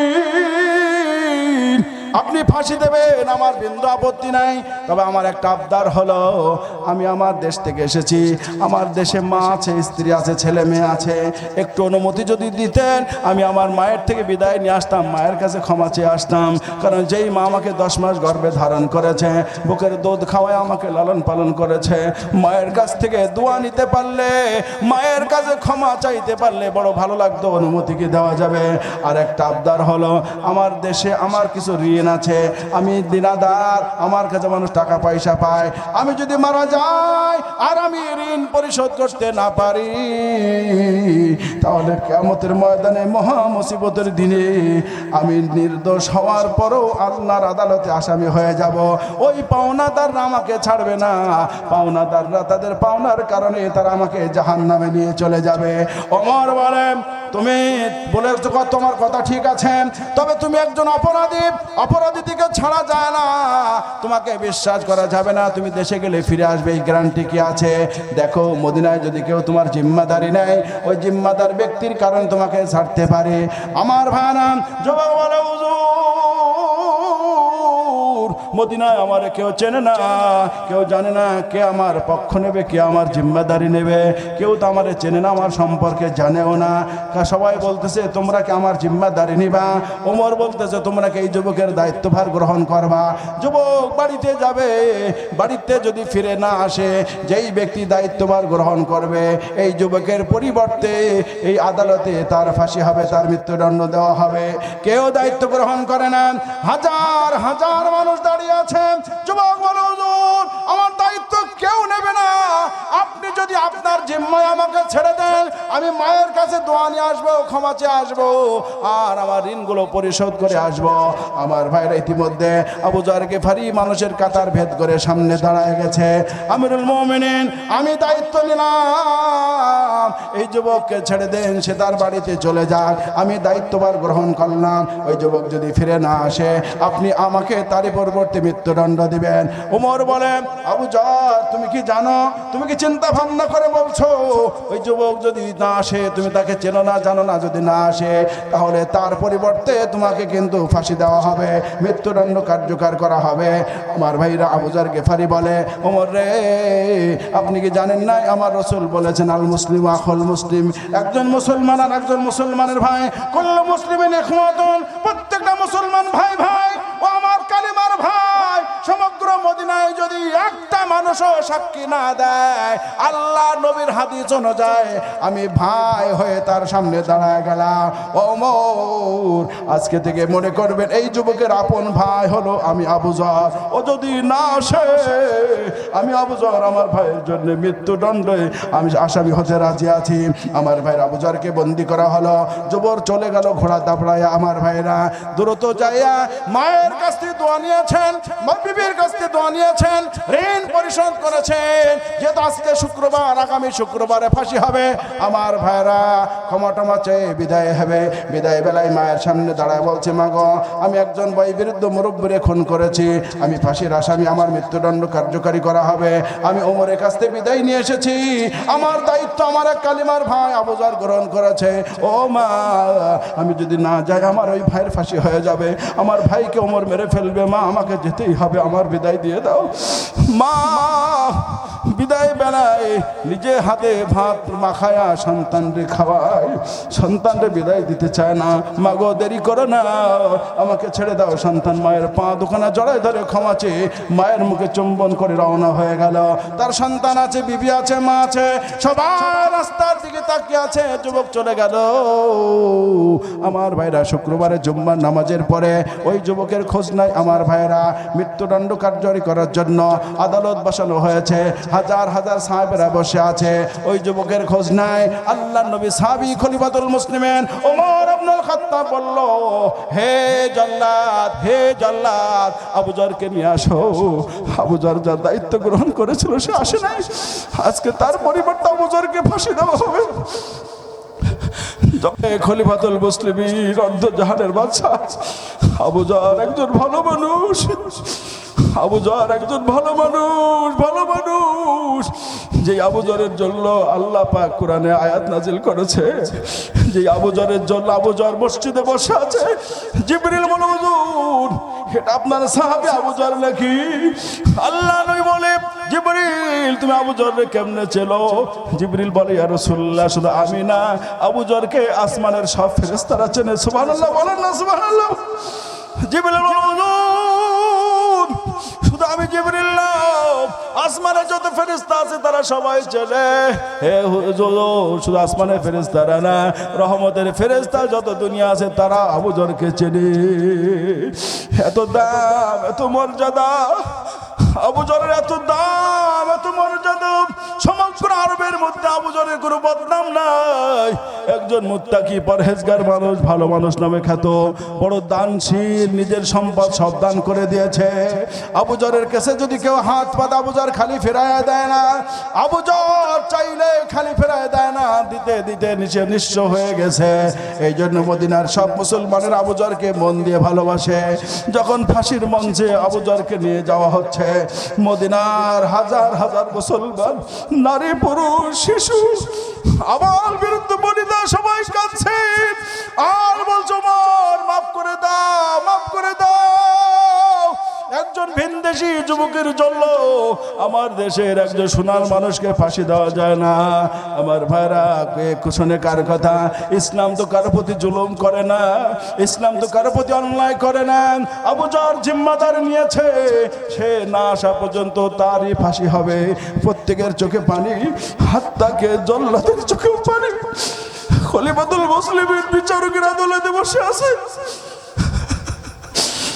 ওমরের চোখে পানি। নবীজির সাহাবী, যে নবীর হাতে হাত দিয়ে কালিমা পড়ছে এমন সাহাবী, কার চোখে পানি না আসবে, কে না কাঁদবে?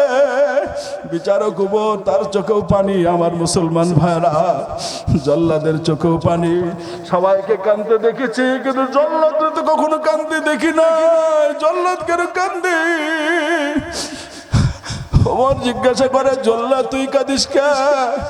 হুজুর, আবু যরের গলায় কেমনে আমরা ফাঁসির দড়ি ঝোলাবো? আবু যর তো ভালো মানুষ, কোন অন্যায় তো সে করে নাই, সে তো খুন করে নাই। যখন মঞ্চে দাঁড়ায় আবু যরের গলায় ফাঁসির দড়ি পরাবে, এই সময় একজন যুবক বলছে, হে বিচারক আমিরুল মুমিনিন, একটু দাঁড়াও, একটু থামো, একটু থামো। কে যেন আসছে মরুর ধুলাবালি উড়াইতে উড়াইতে। একটু তাকায় দেখো, মসজিদে নববীর মাঝ থেকে একটু তাকায় দেখো মরুর মাঠের দিকে।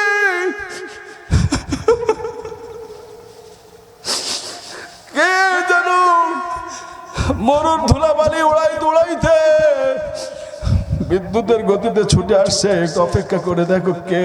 যুবক, যুবক ঘোড়া দাপড়ায়া মঞ্চের মানুষদের কাতার ভেদ করে সামনে এসে দাঁড়ায়া হাত জোড় করে ক্ষমা চায়, বলে আমিরুল মুমিনিন, ভাই আবু যরকে ছেড়ে দাও, ভাই আবু যরকে ছেড়ে দাও। হে যুবক, একটু মনটা নরম করে। আল্লাহ,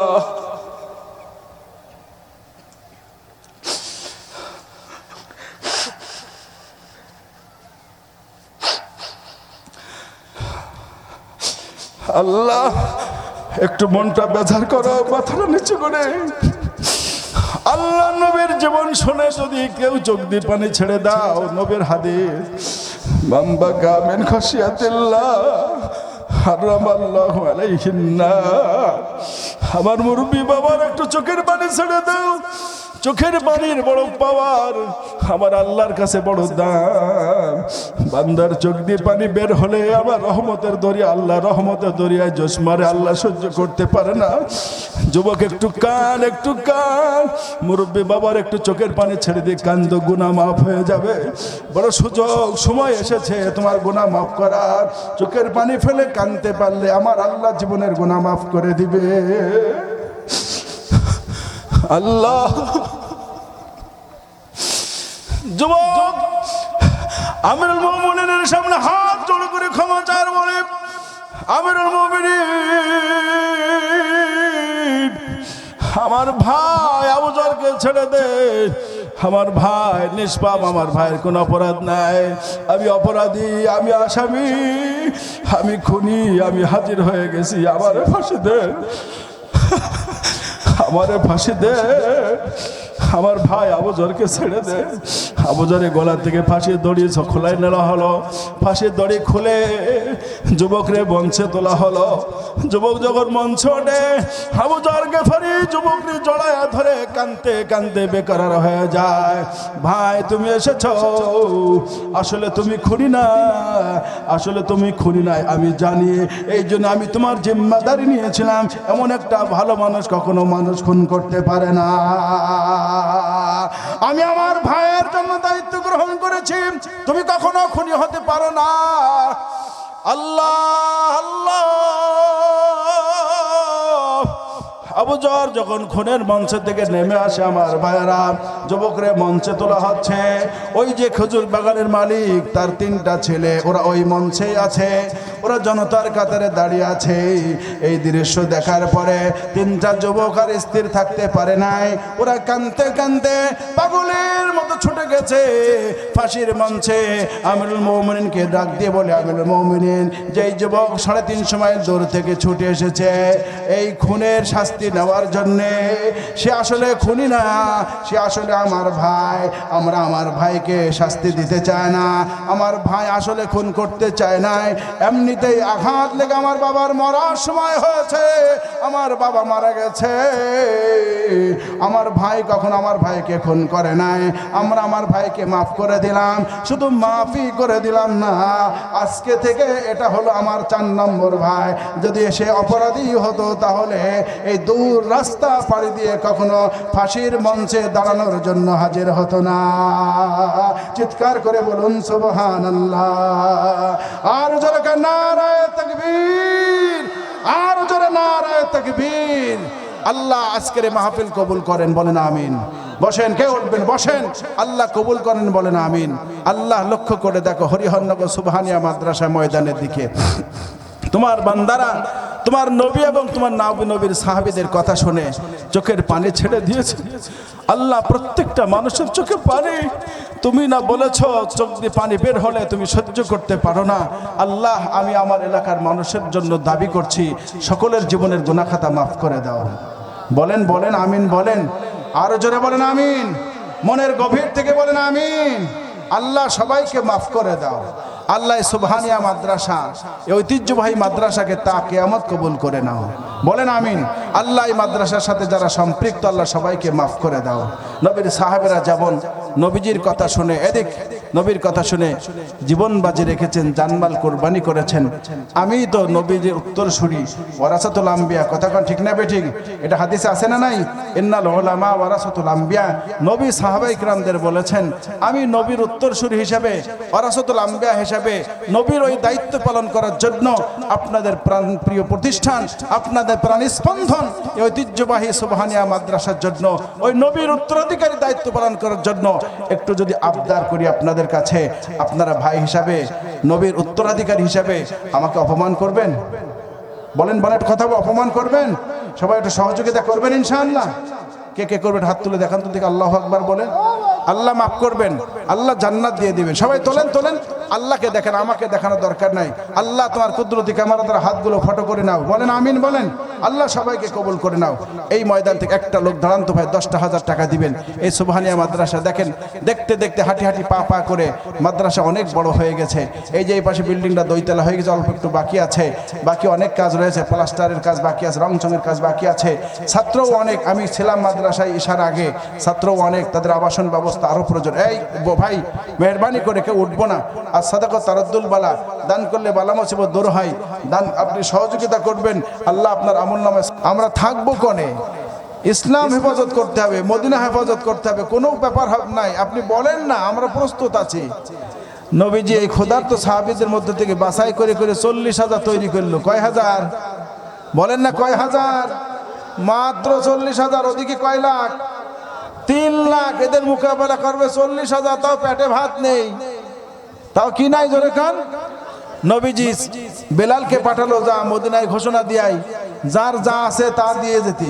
টাকা থাকলে টাকা দেবে, খাবার থাকলে খাবার দেবে, অস্ত্র থাকলে অস্ত্র দেবে, ঢাল থাকলে ঢাল দেবে, যার যা আছে বাড়ি মসজিদে নববীতে নিয়ে আই আনতে বল।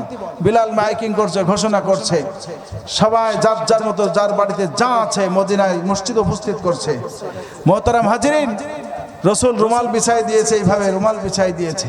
যেহেতু এরা ক্ষুধার্ত, যুদ্ধ করতে যাচ্ছে, তাদের খাবার লাগবে। একজন মহিলা আসছে, এদিক আমার দিকে তাকায় না, একটা 5 বছরের বাচ্চা কোলে করে, হুজুর আমার ঘরে টাকা নাই, খাবার নাই, কিচ্ছু নাই, এই সন্তানটা আছে। আমার স্বামী গিয়েছিল বদর যুদ্ধ, ওখানে শহীদ হয়ে গেছে। স্বামী শহীদ হয়ে গেছে কিন্তু ঘরে কিচ্ছু রেখে যায় নাই। আমি খুব কষ্টে সংসার চালাই, এই 5 বছরের বাচ্চাটা আছে, হুজুর এই বাচ্চাটা নেন, অন্তত আমার এই বাচ্চাটা যদি ওই যুদ্ধে শহীদ হয়, আমি শহীদের মা হয়ে জান্নাতে যাব। জোরে কান আল্লাহু আকবার। রসুল ফেলফেল করে কেঁদে দিল, অবস্থা দেখে সহ্য করতে পারলো না। মা, এই বাচ্চা কিন্তু যুদ্ধ করতে পারে? ও 5 বছর বয়সে ঢাল ধরবে কি করে? হুজুর আমি জানি আমার বাচ্চা যুদ্ধ করতে পারে, ঢাল ধরার যোগ্যতা নাই, তবে আমার এটাও জানা আছে নবী থাকবে সেনাপতি। আমার দাবি, আমার বাচ্চাটা আপনার বাম হাতে রাখবেন, আপনার হাতের ঢাল আর একজন মুজাহিদকে দিয়ে আমার বাচ্চাটা আপনার বাম হাতের ঢালের কাজ করবে। কাফেররা তীর মারবে, আমার বাচ্চার বুকটা সামনে ধরবেন, ডান দিক থেকে আঘাত আসবে, বুকটা পেতে দেবেন। এভাবে করে যদি আমার বাচ্চা আপনার শরীর থেকে 10টা তীর ঠেকাতে পারে, আমার বাচ্চা শহীদ হবে। আমি আল্লাহকে বলবো, আল্লাহ আমার বাচ্চা 5 বছরের ছেলে তোমার নবীর শরীর থেকে 10টা তীর ঠেকায়া জীবন দিয়েছে, এটা যদি কবুল হয় আমাকে মাফ করে জান্নাত দিয়ে দাও। বলেন আল্লাহু আকবার। এই হলো সাহাবী আর সাহাবিয়া। আমরা তাদের উত্তরসূরি দাবি করি। আমরা সন্তান চাইনি ভাই। 1000, 2000, 5000 যে যেমন পারেন যাবার আগে মাদ্রাসায় দিয়ে যাবেন ইনশাআল্লাহ। পারবেন ইনশাআল্লাহ? আল্লাহ পাক সুবহানাহু ওয়া তাআলা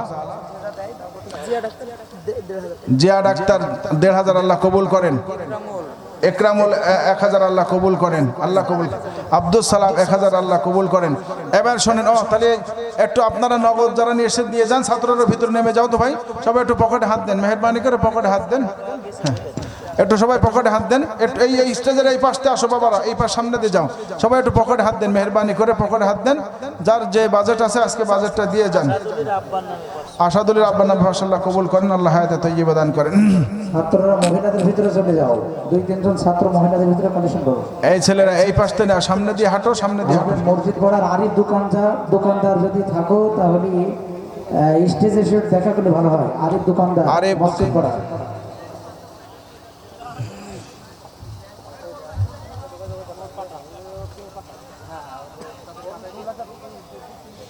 এই তালবেল আমরা নাই, তাড়াতাড়ি তাড়াতাড়ি আনোয়ার এটা শেষ করো, তাহলে ছেলেদের কালেকশন করে নাও। প্রিয় হাজিরিন, এই সংকটময় মুহূর্তে আপনারা যতটুকু দিয়েছেন আরো বেশি বেশি দিবেন। মাদ্রাসার কাজ শুরু হলে আপনারা সহযোগিতার হাত বাড়াইবেন। আমি দীর্ঘ সময় আপনাদের মাঝে থেকে আপনাদের মূল্যবান সময় নষ্ট করেছি। আপনারা তো জনময় চিত্তে চাতকের মতো তাকিয়ে আছেন, প্রধান বক্তার আলোচনা শুনবেন। হুজুরও চলে এসেছেন, আপনারা মেহরবানি করে উঠবেন না। যারা দাঁড়িয়ে আছেন সবাই বসে যান। হুজুর যতক্ষণ পর্যন্ত মঞ্চে থাকে আমরা মেহরবানি করে হুজুরের সম্মান রক্ষার্থে আলোচনা শুনবো। আল্লাহ আপনাদের কবুল করুন, আমাদের সবাইকে কবুল করুন। সবাই বলুন আমিন। আখির দাওয়ানা। মহিলা প্যান্ডেলে যারা আদায় করছে আপনারা আদায় করার পরে স্টেজে পাঠিয়ে দেবেন ইনশাআল্লাহ।